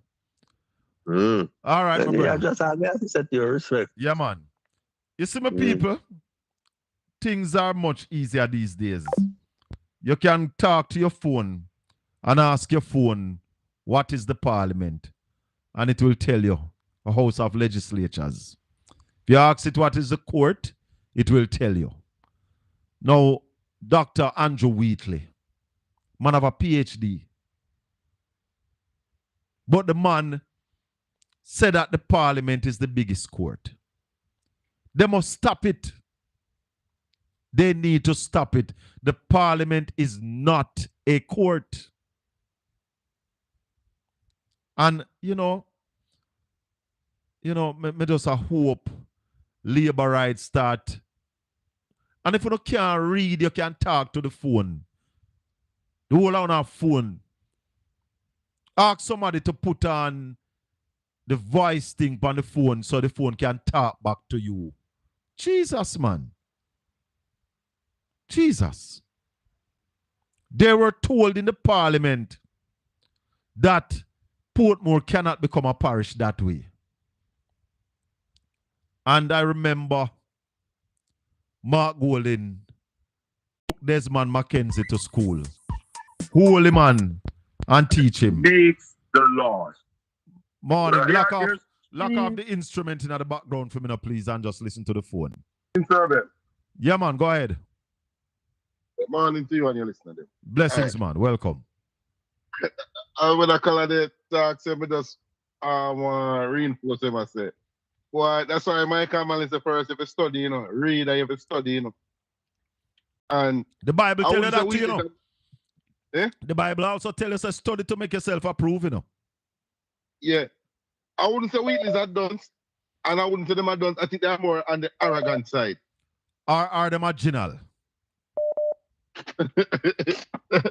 Well, I won't feel like them arrogant. I think them arrogant. No, but arrogance shouldn't make you look like fool. Well, arrogant make you look like fool.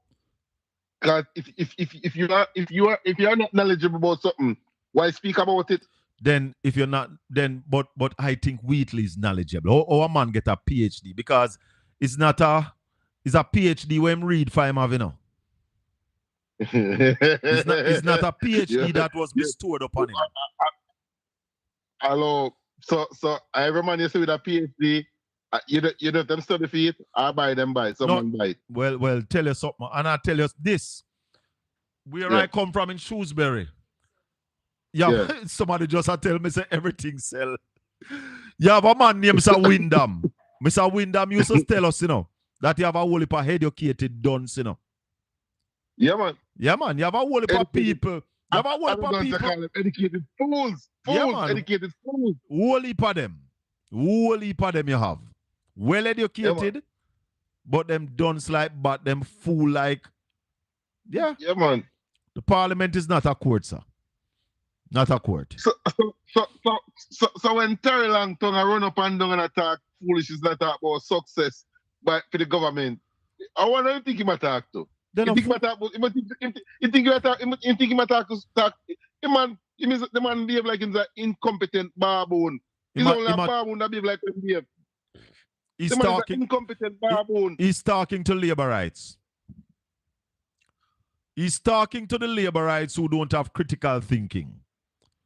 Remember, he was the one who went into the parliament and said Portmore was the vision of Edward Siaga. And when Damien took him to school, you're not more out time. Yeah, and I tell them, man, and them need to come back and apologize to the Jamaican people, just like how the man said what the Prime Minister come out and talk about Bustamante in 1908, return to Jamaica. He need to come back and apologize to Jamaica and tell Jamaica he's wrong. It was a mistake. Even if I lie, I tell, come back and say it's a mistake. Yeah, and correct himself. because people are doing the research. Somebody in the chat room is saying comprehension is a problem. Because yes, you have a lot of people who read and don't comprehend. Because yeah, joke. You have one idiot when normally come on this program here. And when him get beat up, him try abuse me in the chat room. Yesterday, on Beyond the Headlines, not Beyond the Headlines, it was all angle. Mark Golding told Dean Jackson Miller that some of the plans came up late in the day and they have an idea of what the cost of the plans were. Now this fool send me a WhatsApp message that Mark Golding said him never know the cost for the plan. If I say I have an idea of something, that means I don't know? Yeah, you have an idea that means it can run between a certain amount and a certain amount. I have an idea of what it will cost. So if you say I buy the car, I say to myself, boy, me know say the car because we can cost between $900,000 and $1 million. That's an idea. That's an idea. That's an idea of the cost. You never say you don't know how much it costs. Comprehension is a problem. Yeah, man, they can't comprehend. You have some people can read, but they can't comprehend. What if they feel like say everybody them can't get the 5,000 on the box food? What if they feel like everybody at the same thing? But you have people who can read will take the $5,000 on the box food, you know. Yes. And comprehension, again, like the person in the chat room said, comprehension is a problem. Yeah. People not understanding what they hear, they're not understanding what they read, and some people are also not understanding what they see. Yeah, actually, I thought because even I saw a man come out this morning, I thought about saying, the Prime Minister doing wrong and innocent the plan the PMP after the Jamaican people. Because guess what? Somebody can say literate and dunce. One man be literate and dunce. That man is not a Jamaican. Him don't understand what illicit enrichment. Hold on, caller. Him don't understand what illicit enrichment mean. And the producer for this show, Natalie Wright, she always said to me, say, speak simply. Because me always go out there and I talk about the culture and the creative industry. She said, no, break it down. So let me say this. Illicit, when you're under investigation for illicit enrichment. That man's a thief, man. Talk to me, where you say? You're under investigation for thieving. That is what the Prime Minister has been investigated for stealing taxpayers' money. He's under investigation. Yeah, man. Because illicit enrichment means you can't show where you get all of your money from. So the money where you work, where you tell me, say, him don't understand the filing neither. Because you know what I'm saying? A man can't say him earn $10,000 and a more. No. Let me tell him this. What the Integrity Commission is saying, that when the Prime Minister tell we say him earn, we see more than it. Him have more money than it, and he can't explain it. So we want him to explain it. Tell us how you get $400 million a transfer between account. That's what the Integrity Commission want to know. Because when the Prime Minister came into politics, he did broke like a dog. But hold on, no? Him can't tell how everybody get rich. Oh, yes. Him know how Mark Golding get rich. And that's a damn good thing. He knows how Mark Golding get rich. But what the Jamaican people don't know, sir, is how you get rich. Him get rich. Tell me about it. Him get rich. Yeah, him can't tell how him get rich. Yeah, you understand me, I said to you. So, I don't understand. Jamaica people, if you open my eyes and be wise, Sir Bell, wise. Time come. Time come, man. I respect and I heal and sit back in the class, my brother. All right. Wagwan King. Hey, Wagwan SHACKA Flame. Good morning to you, son. Good morning to your viewers. We're there, man. Welcome to the show, brother. There. Yeah, hey, SHACKA. Yeah. You know what's common? Talk to me. You see, some of the time, when we see news broadcast to the people Yes. from the big news medias, Yes. it is downright a shame and it's a lie. Yeah. And we could pull several clips Yes. where you see what happening. And it looked like they are trying to mislead and confuse the people. No, Shaka. It's full time we stop say it look like. Because what they are saying and what happened in the video is totally not what happened, or they totally downplaying what happened. These people are part of the reasons why the Jamaican people cannot hold their politicians responsible. And the next part of the problem is when we have people who we elect to serve us, and those people are telling blatant lies. Those people are trying to distort history. Shaka, we have a serious problem, and until we send a clear message to these people, Jamaica don't need that much more rules, Shaka. We need people to enforce the rules. Of course, we need some that need to be changed. Like if a politician touch the people's purse, him should get no less than 50 years or the death penalty. We need those things, but a lot of things we don't need because we have them already. Yeah. A lot of laws are in place. It's just to reinforce them. Yes, just like I'll keep on saying, when we had the problem with SSL, we need somebody like Mark Walling to come in and say, listen, the people who were on the FSC board, they got to face some prison time, Shaka. No, hold on. And not just that, because remember, the FSC gave the information to the government, brother. Remember, I brought Peter Phillips on this program, and Peter Phillips told us that in 2013, the FSC gave him a report. And what happened is that they put some restrictions on SSL. SSL could not accept any more new investments.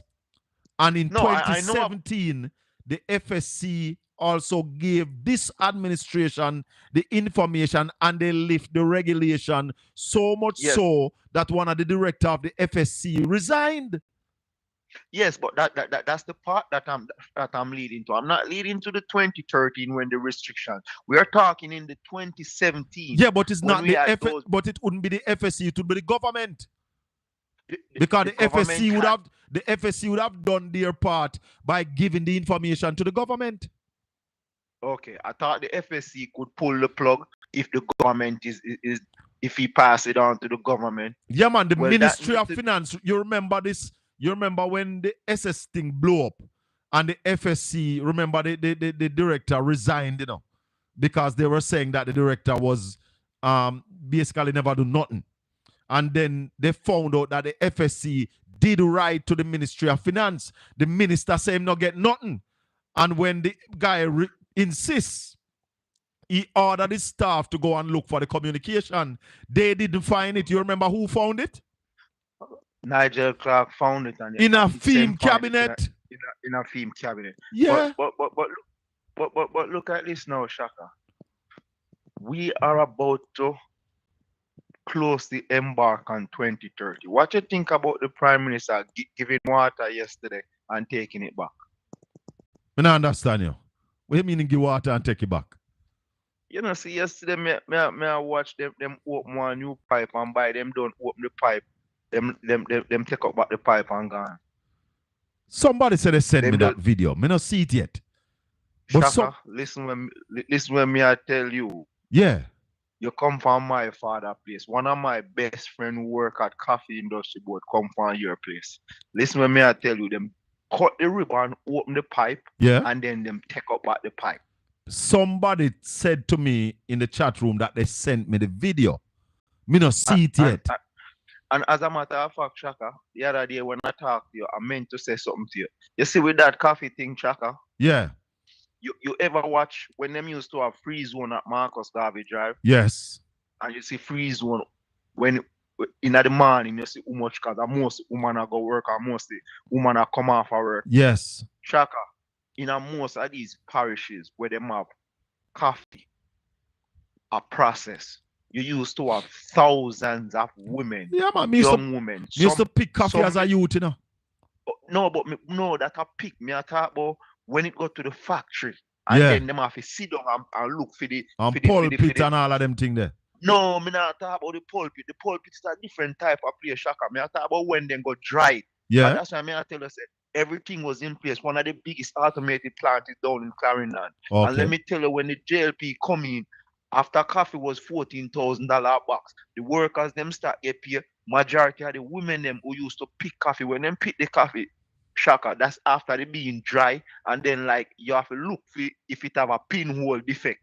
These women used to pick these coffee. A lot of them, you know, come there and work there, and some transition to be police, some transition to be nurse. But after them start cut the price of the coffee, a lot of those women stop working. So that's why we have so many women all over the place stop work who used to work a salary where at that time the $6,500 with Porsche them with Avin. Yeah. Women were making that picking coffees for themselves in those times. Thousands of women all over. Yeah. So some people don't see a lot of the impact.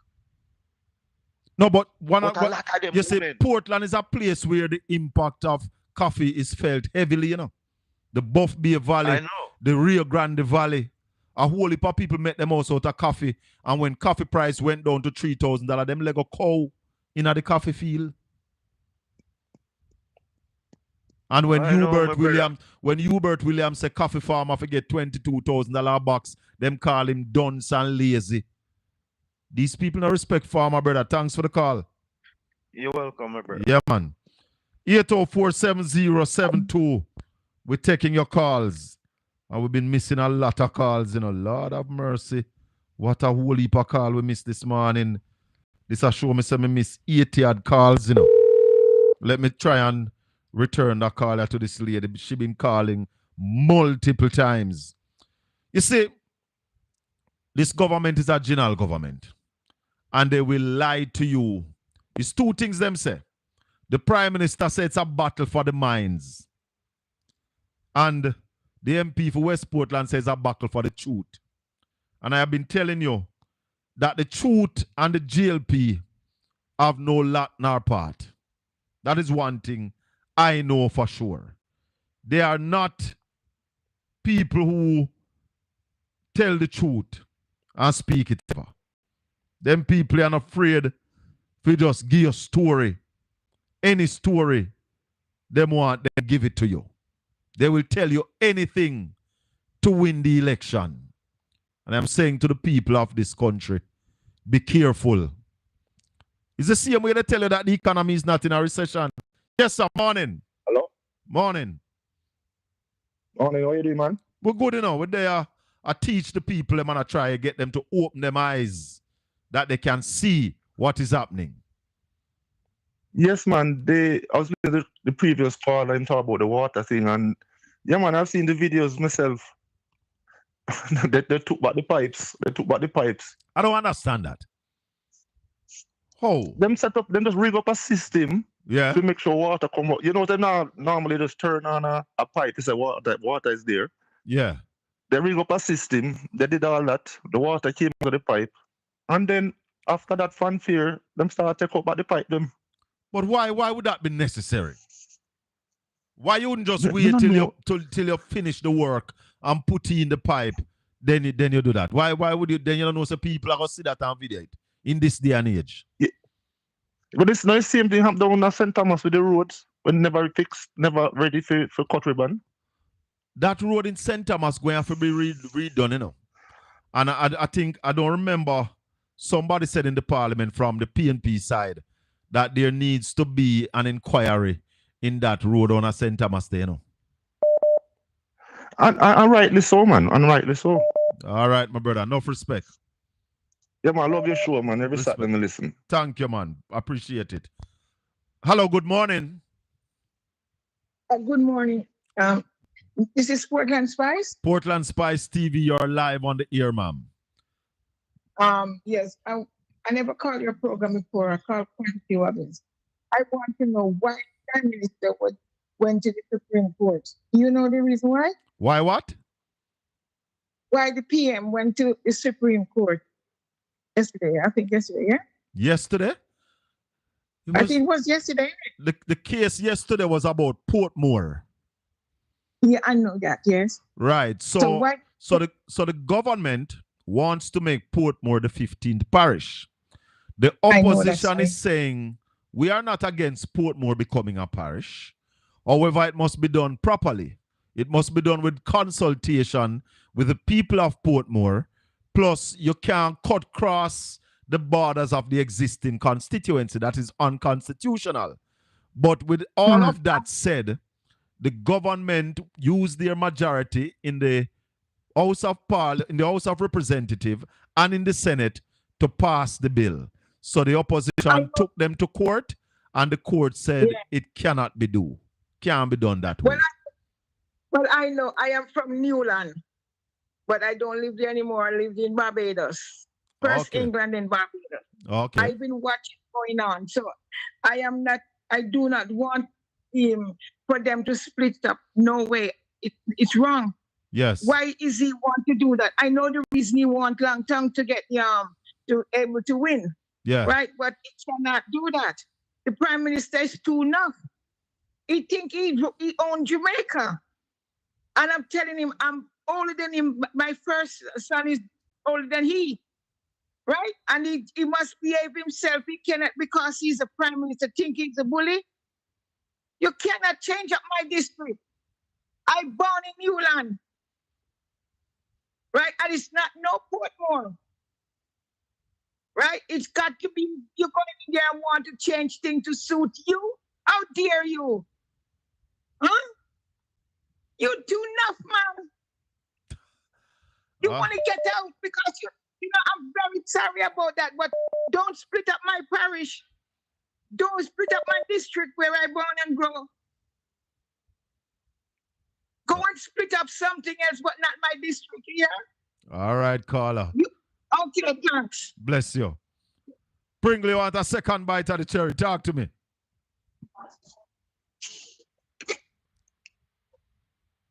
Pringle. Hello. Yeah, man, where I say?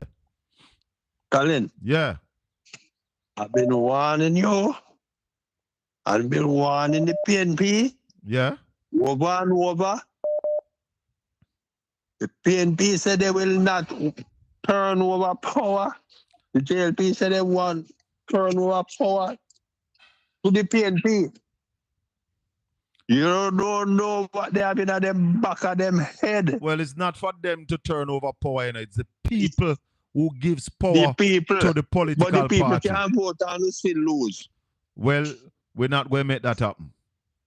Oh, you have to be very careful. Yes, and from vigilant. Now, yes. And stop singing about when we become power. Government. Stop singing on that and do the fine print work. That has been done. That has been done, my brother. Because these people have something in the back of them head, maybe where you guys not looking at. All right, sir. Jesus. I don't know if it's on the piano cue. All right, Pringle. All right. We'll take You listen warning. to me, you know? Yes, sir. You listen to me? We're taking the warning. You feel that you don't have the mileage for the polls, you can't just sit down. No. We're not sitting down. All right, my brother. I'm taking another call. Good morning. Turn off the instrument in the background, please. Hello, good morning. Morning, sir. How are you? Hey! Well, go on, party. What's up, bro? Yeah, boy, a long time I call you, know. Me see it, you know, but me don't know that number there. Well, you still go. You still go these days. Yes. Yeah, man, great program you're having, man. Yeah? Talk to me. Yeah. Mystical, hold on, before you call. What is wrong with, something wrong with them people, yeah? How Turlong come say, them win yesterday. It is a victory for the government. You deal with more psychology than me. How that work? Misinformation and disinformation at work, man. You know what I mean? Yeah, and the more you say, speak something, that is misleading and wrong and lie, loud enough, long enough, I mean, everybody will believe, you know. Yes. You get what I'm saying? Yes. So they are the master, yeah, of twisted psychology, man. Yeah, them good at you have to give them props for that, you know. Yeah, Yeah. them satanic, them demonic, and you talk about battle for Dangerous. the mind. Battle for the mind, only Satan battle for people mind, you know. You get what I'm saying? Only Satan battle for people mind, yeah. But you hear this now. Say that again, you Mr. see, Carl. I want you to say that again. only Satan battle for people's mind. The devil. Yeah? The devil, Yeah, man, the devil wants to yeah, man. control Yeah. your mind.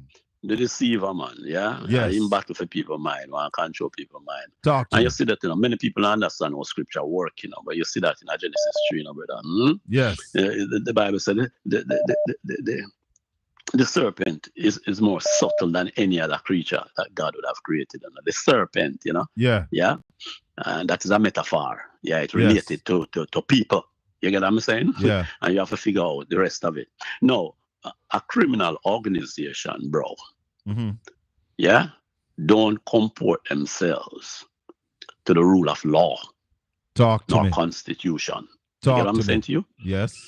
A criminal organization doesn't conform to the rule of law or to constitutional authority or constituted authority or even constitution. Yeah? Mm-hmm. They don't. They will infringe, they will abrogate, and they will abridge. Yeah? That's the character of a criminal organization. They focus on illegality. Yeah? That's how they operate. That's their conscience. That's their philosophy. That's their praxis. Yeah, and we have to bear that in mind. No, you can take note, SHACKA. We're not talking loosely, We're talking about impressions that have been laid down by the criminal organization. Yeah, and you could just note it from time to time, how they go about, infringing, developing laws that are illegal, and have to be struck down by the highest court in the land. You can name any amount of them. Yeah. So when it is in your DNA to do such thing, you will continue to do it. Yeah. You do nothing other than that which is deceitful, that which is wrong, that which is unconstitutional, and you will subvert authorities. Yeah. You will intimidate, coerce, whatever you have to do in order to have your way and your sway. And we take this thing for granted, that the operation of this country, is being managed by credible people. Yeah. No, it is not. Yeah. Remember, the Prime Minister is tagged, for illicit enrichment, You know what I'm saying? And they are unapologetic in their posture and in their bluster. They are unapologetic. Yeah. And it's not something we all sit down and sup, One like of the a question, nice cup of one coffee, of the question I want to ask, and I want to ask a question of all pastors, all clergymen, everybody who say that they are Christians and followers of Christ, who support the Jamaica Labour Party.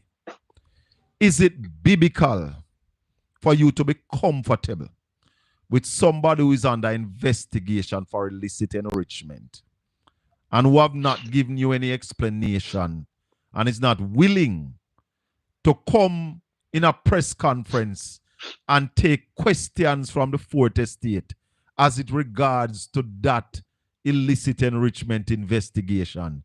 Are you comfortable? Does the Bible agrees with you supporting such a person? I'm happy you raise that point. Me I go down in the belly, the gospel, brother. Yeah, Talk to them me. live, yeah. Yeah. That's my philosophy, brother. Yeah. Talk to me. Remember, in St. John 4, Yeshua the Christ said to a woman, that was of ill repute, Yeah. when he interacted with her about the correctness of worship, Yeah. and he went into the history of worship, the culture of worship, and the practice of worship, and he said to her, Because she mentioned to him historically, this is how me accustomed to worship. This is how I have been ingrained in the culture and the history of worship. And him said, listen to me now. I want to show you the reality of worship. And the reality of worship, that the true worshiper, the authentic worshiper, the credible worshiper, the conscious and conscientious worshiper, worship the Father in spirit and in truth. Yeah? Yes. God the Father seeketh such to worship him. So it's neither whether you go worship up at Jerusalem or up at Egyptian mountain or down at the valley of the region. Yeah. Yeah. Here and now, it is required of you, to show forth this, So the true worshiper worship the Father in spirit and in truth, Apostle Paul go in Europe, in Greece, in Athens, Greece, and you see some people that worship, and them have a banner, an inscription on a banner to the unknown God. And him say, listen to me, to the unknown God. Well, he who is unknown to you, I am declaring him to you now. Yeah. You know what I'm saying? Me, I declare the truth to you, So, you see, when you ask the question about those who are paying allegiance, probably them are paying allegiance to religion and Christianity, but them not understand the gravamen, of the truth. Because remember, Yeshua the Christ are the truth, And don't get me wrong, mystical. I understand innocence until proven guilty. Now, it is going to take a time because the Prime Minister took this to the court and wants the court to rule. But before the court, hold on. Rule on what? On what the Integrity Commission said. But before the court rule, the Prime Minister wants the people of Jamaica to vote for him to be Prime Minister again. And I am saying... No, man. Yeah. And you can't detain the process because you have been tagged, And that's what I'm saying to the Prime Minister. I'm saying to the Prime Minister, in all fairness, if you want to be on the ballot in the general election, you must come to the people in a press conference, or you must give interviews, and it can be to nationwide who is a part of your choir. You must come on a program like this. You must go to Andre Stevens, go to Rattigan, go to Simon them from Power 106 and Dean Jackson Miller. Yeah, but it can't just be mainstream media. You have to open yourself to scrutiny, Prime Minister, if you want to be on that ballot. If you are a fair man, if you are an honest man, if you are credible, if you have integrity, because Prime Minister, the Integrity Commission that you put in place says that you are under investigation, and they said that they will not certify you. And the court said that they can't force them to certify you. So based on our understanding, the court says what? Is what? November? The court going to look at the thing? October. I think October. October. That is going to be after the election. Yeah, so for you to be on the ballot, you must open yourself to scrutiny. Yo, brother. Yeah. But a further dimension to that. The courts of Jamaica have become wishy-washy. You know that? Because a matter like that, listen, Colin, a matter like that, should get pride of place. Brought. Yeah, should take primacy of place, knowing that you know the problem. It's a democratic system. I don't mean a democracy, but according to them, it's a democratic system. So you expect for the process to conform. Yeah. To the democracy. Hold on, the Cayman Island. Democracy says. Hold on, the mystical. I can take the call. Hold on. Cayman Island. What you want to say? Sir Colin. Yes, sir.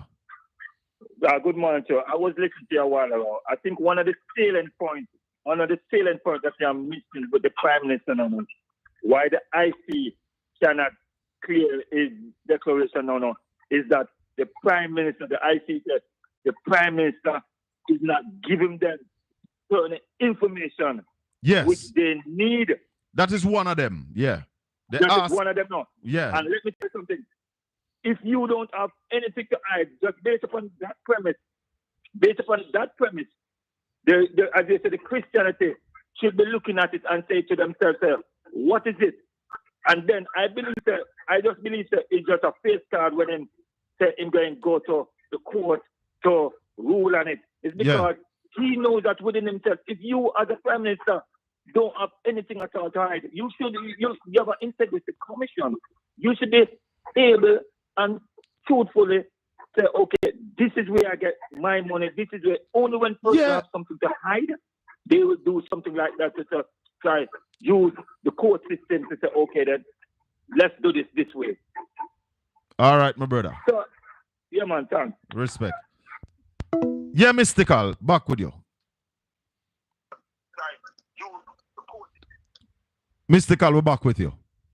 Yeah, man. Okay, yeah. So I talk about the court, in my opinion, brother, is wishy-washy, yeah? Yeah. The one, some jurists, were strong, on the law and the appropriation of the law, Yeah. We can't be walking between the raindrops, brother. The law is the law. Your assignment, your assignment. Yeah, I mean, and something like this, you'd expect the court to really fast track that. Exactly. And I look at the judgment yesterday. To me, it's a wishy-washy judgment. Even though. No, I'm not going to agree with that. No. But listen, hear me out. Yeah. I am the jurist adjudicating between two aggrieved parties, right? Yeah. I need to come down on the side of the Constitution. I don't need to be in any negotiate. But listen, Colin. Yeah. But I'm not in a no negotiation and giving one party any time to go and to correct anything that they would have done and conform to this or to conform. I am laying it down here. This is what you do. No, but in order. But in my view, that's what the court has done. The court has said before you can make Portmore into a parish. Because remember this, the parliament make laws. It is the parliament that make the laws. And the parliament can make any law. What the court has said, for this to become law, it must conform with the supreme law, the Constitution. So you must get it fixed that section 67 of the law is adhered to. So it can't work without that. Yeah, but remember the judge saying now, you give me some guarantees here that you will not put the law into force. Right. You get what I'm saying? Right. That's ambiguous. But that's why I'm saying it is wishy-washy. Don't give nobody no opportunity to go and do whatever. Government or no government or whoever they be. Everybody is equal in the sight of the law. Yeah, whether government or complainant or whoever the person be. Yeah? Yeah. So to me, that was wishy-washy. Yeah, that aspect of it was wishy-washy, where you accommodate them saying, well, we will not implement. We agree to disagree on that. Yeah, well, you know what I mean? Because but as it relates to the prime minister, as it relates to the prime minister issue, I think we have a problem. I think there is a serious a big problem there, man. A big problem there. And we need to have a full program on this, because I don't believe that the prime minister with this cloud over his head should be on a ballot going into the general election without this being cleared.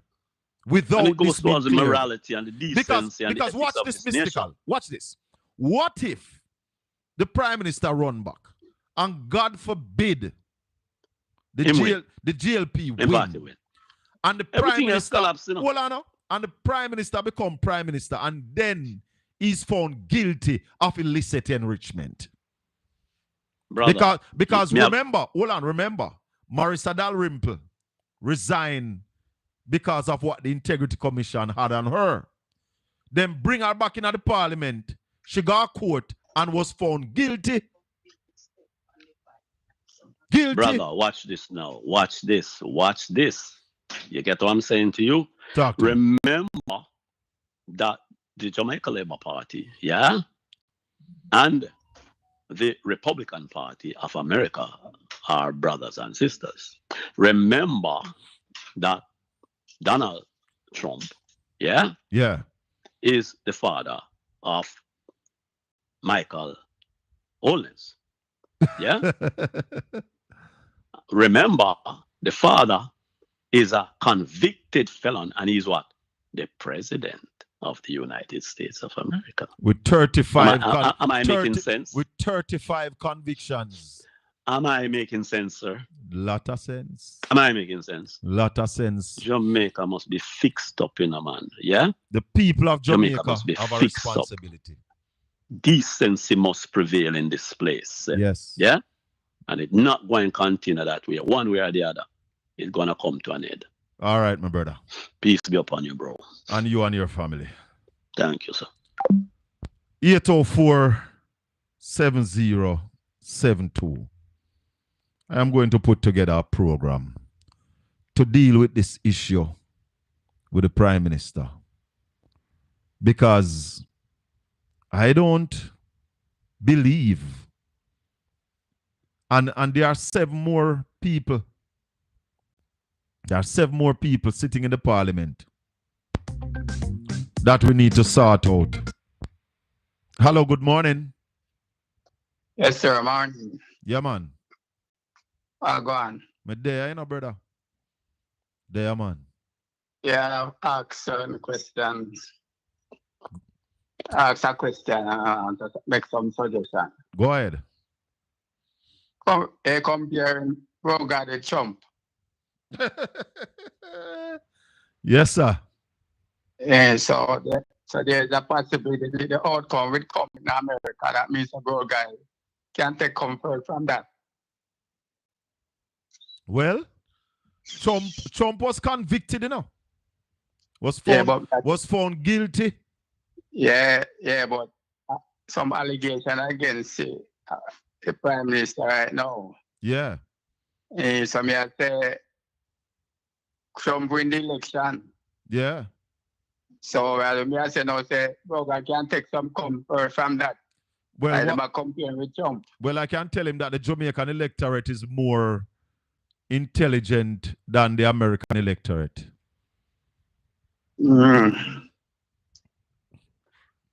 Some suggestion I want to put together. Yeah. It have to do with the younger generation now. Talk to me. There's a big problem with that, you know. You need to bring back some decency and moral and problem with that, you know.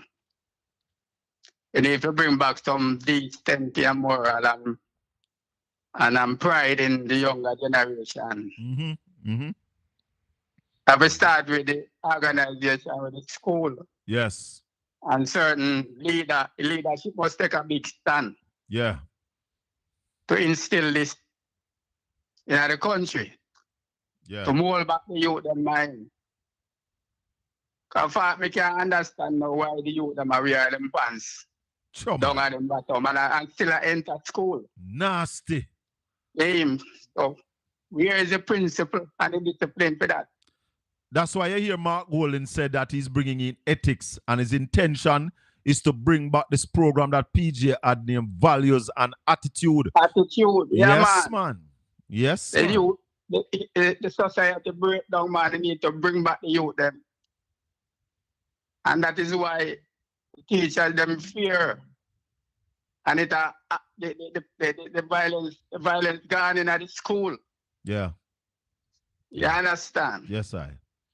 So we have to start to bring back some program that are curb the youth, the mind. Yes. Yes. Yeah, man, you have to start with the school and set up certain organization, you know, sir. The Bible, certain dressing. The Bible said, teach the youth them how to grow. And yeah, when them grow old, they won't depart from it. So it is important to instill values and attitude at a young age. Children learn what they learn what they teach them, you know. Yes, man. Yeah, man. And another thing, and the health problem, you know. Yeah. Now, most of the time, we see people with kind of chronic disease or operation and all of that. And they always have a contribution to take operation and this. We need a fund to set up in the ministry where these people, when they come under the stress and need operation, they need to assist them. Yeah. Yes. So, Mark G, when he become Prime Minister, you deal with a part there.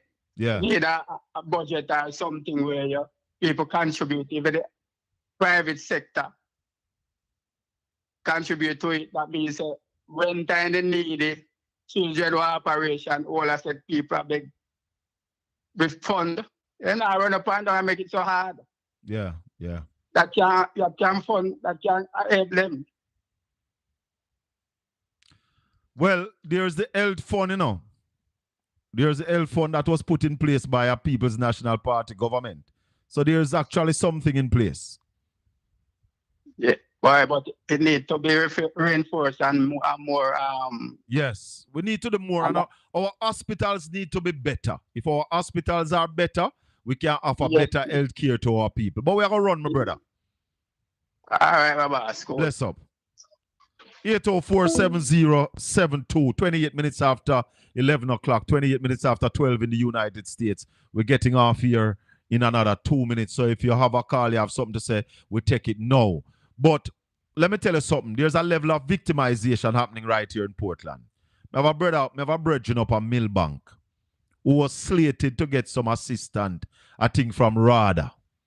And a lady was pleased to say she ensured that the man don't get it because she find out say the man a PNP. Up there in a Millbank. And I'm calling on the people in the Rio Grande Valley. Open your eyes and look what is happening in our area. And not because it not happened to you yet. No means it can't happen to you. You hear? Talk to me, caller. Good morning, Mr. Bell. Morning and welcome. Yes. I am giving my little 2 cents because I missed some of the bits. I was working on 2 phones. So yeah. Listen, sir, I heard your mystical talk about the warfare, the spiritual warfare. Yeah. And people don't realize that it is a spiritual warfare. Sir, these people, I keep saying, I keep reaching out to the opposition leader. The spirit says there is a spirit, and I've mentioned this on your program already. Oh. There is a spirit out there that is deceiving the people. Mr. Bell, look, just look for just don't use the natural. No, but you can see it with the natural eyes now, you know.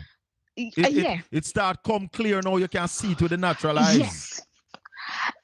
The people are being deceived. Yeah, man. They have the spirit it's the eyes and the ears. That is the deceptor. The lies come and the people gravitate to it.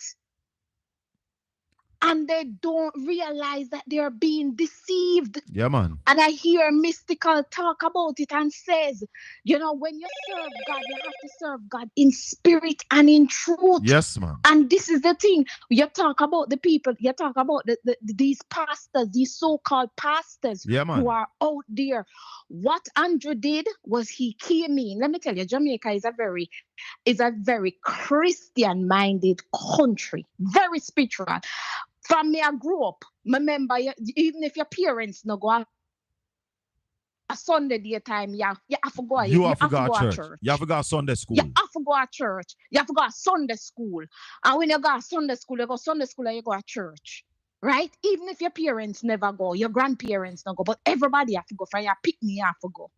And the problem we're seeing, Mr. Bell, is that these days, Andrew came, and what he did, he pretend to the people and say him is a 7-day Adventist. No, we don't have no problem with the 7-day Adventist because people them say there's a Christian. Yeah. But what he did was he deceived the people with that. Yeah. And that the devil do.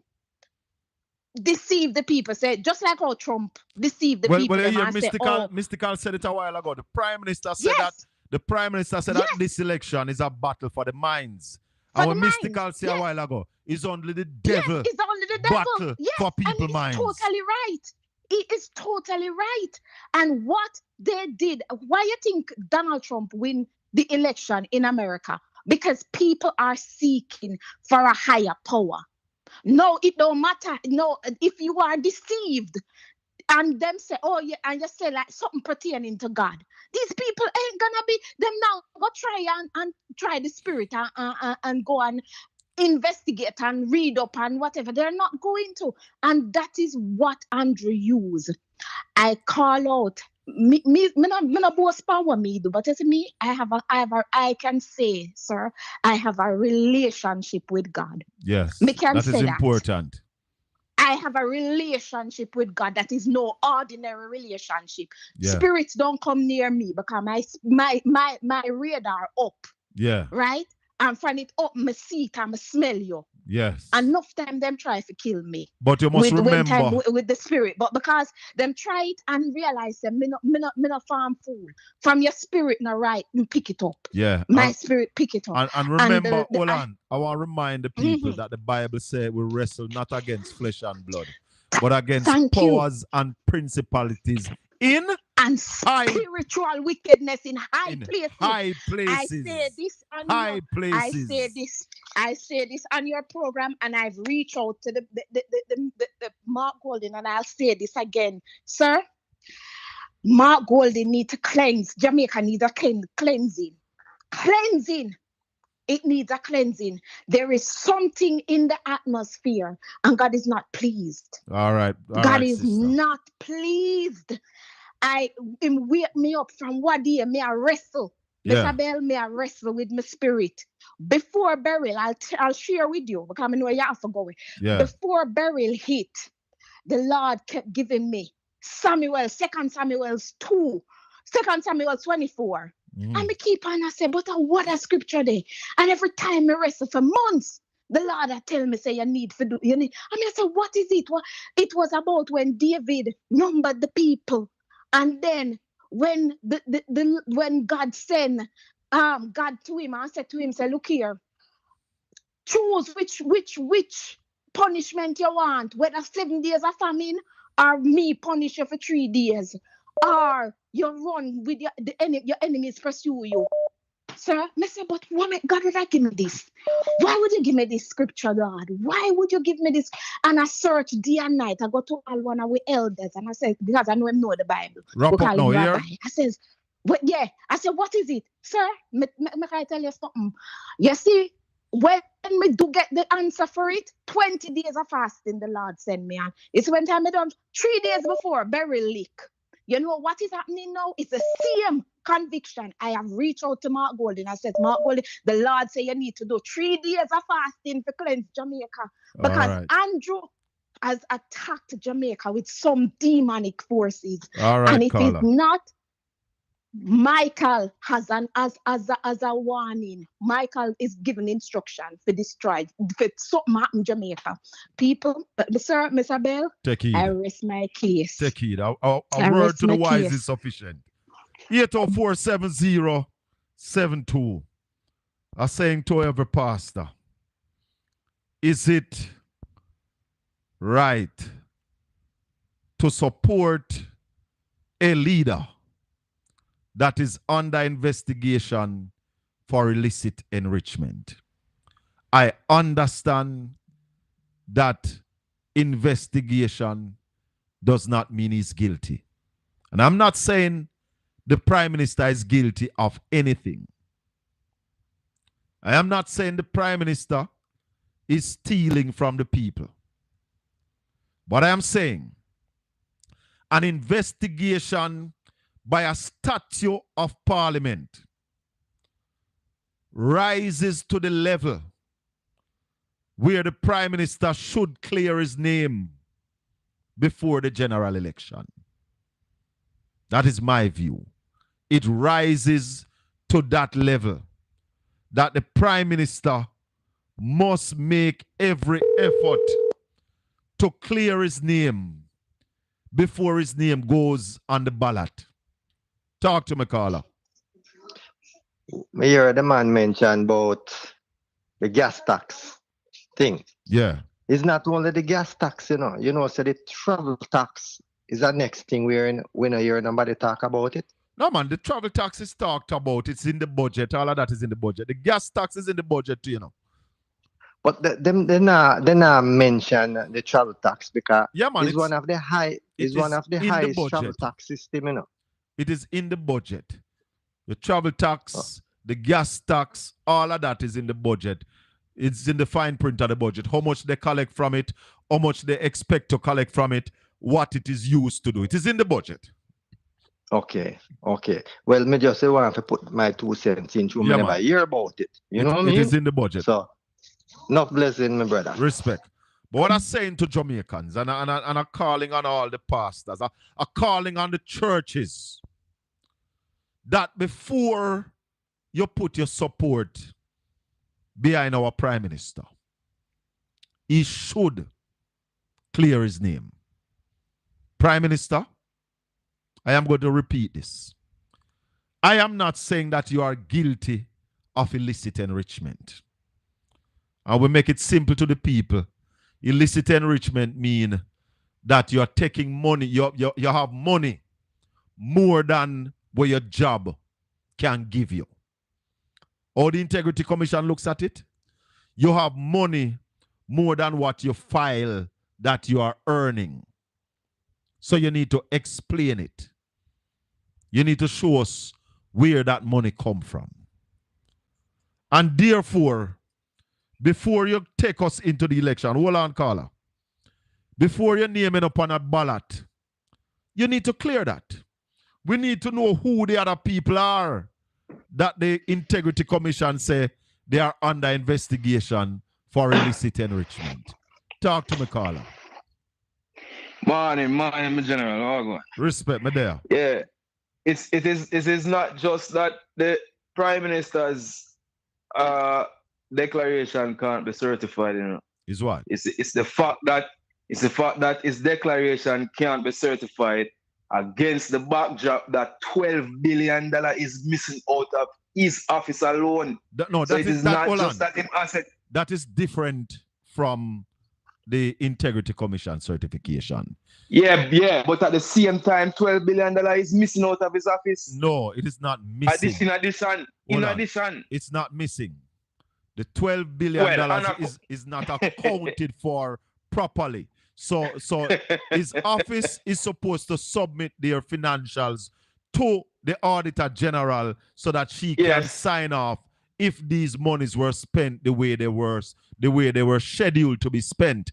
That is not settled. That's a different issue.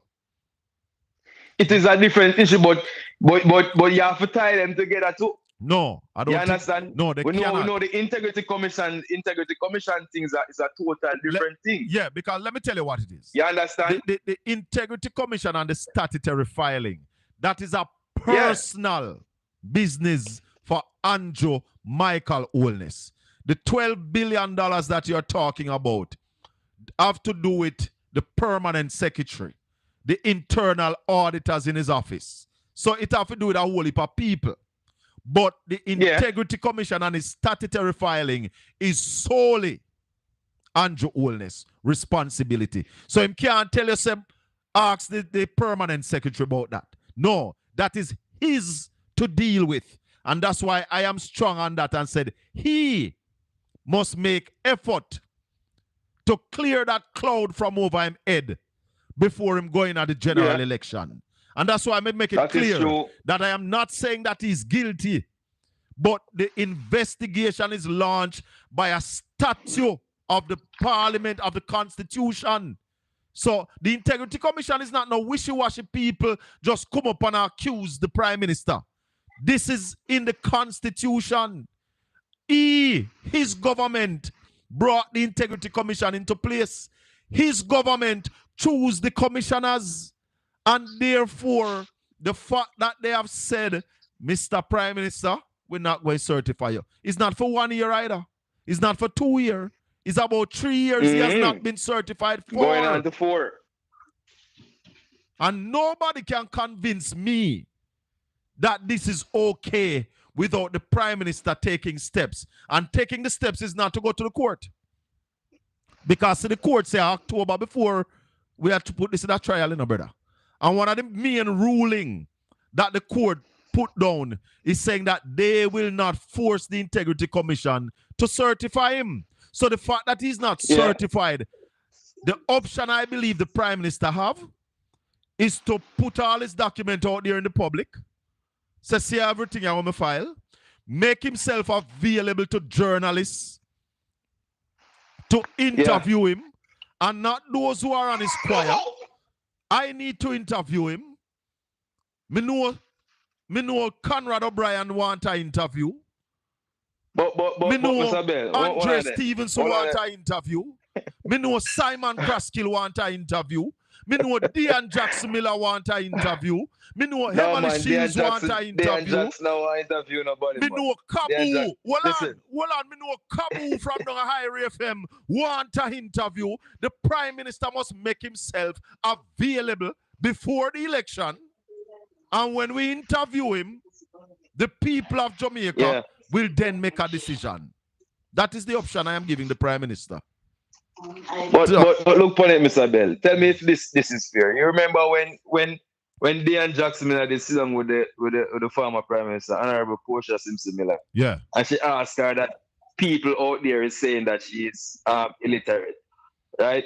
And I felt so away. I felt so ashamed. She did ask Portia that? I don't remember. Man, she asked her that, man, ridicule her in front of her face, man. Why is it that she don't ask the Prime Minister that people out there is saying that this Prime Minister is a criminal? Why is it that she don't ask him how him feel about it? But hold on, she don't get the interview. Why is it that no journalist is asking this man? But who interview him? Nobody no interview him. But a numerous amount of times this man has gone before I sat down and done interviews. Yeah, man. Cliff Hughes, Dean Jackson Miller, and countless amount of people. And they have not yet once asked this man about his statutory filings, about his riches. Breakdown, hold on, slow down. Since the report from the Integrity Commission came out, have the Prime Minister given any interview one-on-one? No, wait, well. No, I don't think so. Well, to be fair, I don't think so. I can't remember. I can't remember if he did. I don't think so. I don't think so. And that's why I'm saying to the Prime Minister of Jamaica, with the cloud that is hanging over your head, sir, and the court said is October or November, whichever one. It is going to be after September. Yeah. The election is due before that. I am saying to Prime Minister, time come now for you come on my show and answer some real questions. But he has done many parliamentary briefings, and journalists had the chance to ask him the question, and they refused to ask him it. Well, he need to make himself available for that kind of interview, because one of the things that they are saying is that it is before the court. Style them way. Style them way. So now it's time to put style into him as a Prime Minister. Going into this election, we are not going to vote for anybody who is supporting you without your name clear, sir. You need to clear your name. Need to clear your name. Boy, all right, I will know this country in a deep chunk. All right, take care of yourself. Blessings, man. Listeners and viewers, it's been a pleasure this morning for being with you for yet another Saturday morning, Portland Spice TV, where we speak the truth and nothing but the truth, so help us God. We don't claim to be balanced. What we claim is truth. That is our mantra. To be truthful and to be honest. To the best of our ability. And when we come here on a Saturday morning, we are also on a Tuesday and a Wednesday, 4 p.m. Jamaica time to 6. Drive Time Radio in the US on Caribbean Radio HD. We're not saying the Prime Minister is guilty of anything. But we are saying to Prime Minister, there's a big, dark cloud over your head, sir. That cloud was put there by a creature of the Constitution called the Integrity Commission. Something that you put in place. They are saying that they are investigating you for illicit enrichment. Investigation does not mean guilt. But Prime Minister, with all due respect, sir, I know if you were in the opposition, you would not accept that from a prime minister.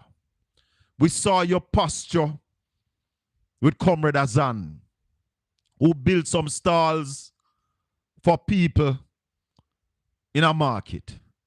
You said you would not sit in the parliament with him.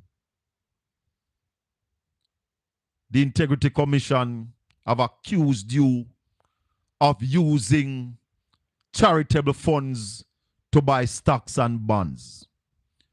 The Integrity Commission have accused you for not paying your taxes. And therefore, Mr. Prime Minister, going into the general election, we want to hear your explanation, because the court will not sit on this matter before the election. And therefore, the people of Jamaica deserves to hear from you. May the good Lord continue to bless and keep you, all my people. Make his face shine upon you and be gracious unto you. The Lord lift up his light and give you his peace, now and forevermore. Until we meet again next week, Tuesday, I remind you that this Sunday at 5 p.m., the divisional conference for the Buff Bay Division will be held at the Buff Bay Primary School. Come here, Peter Bunting, your next Minister of Security. Come here, Doreen Campbell, your next Member of Parliament for West Portland. Come here, Isaac Buchanan, your next Member of Parliament for East Portland. The 9 divisional leaders will be there, including yours truly. Come out in your thousands, because it's time for change. Time to put Jamaica first. One love, my people.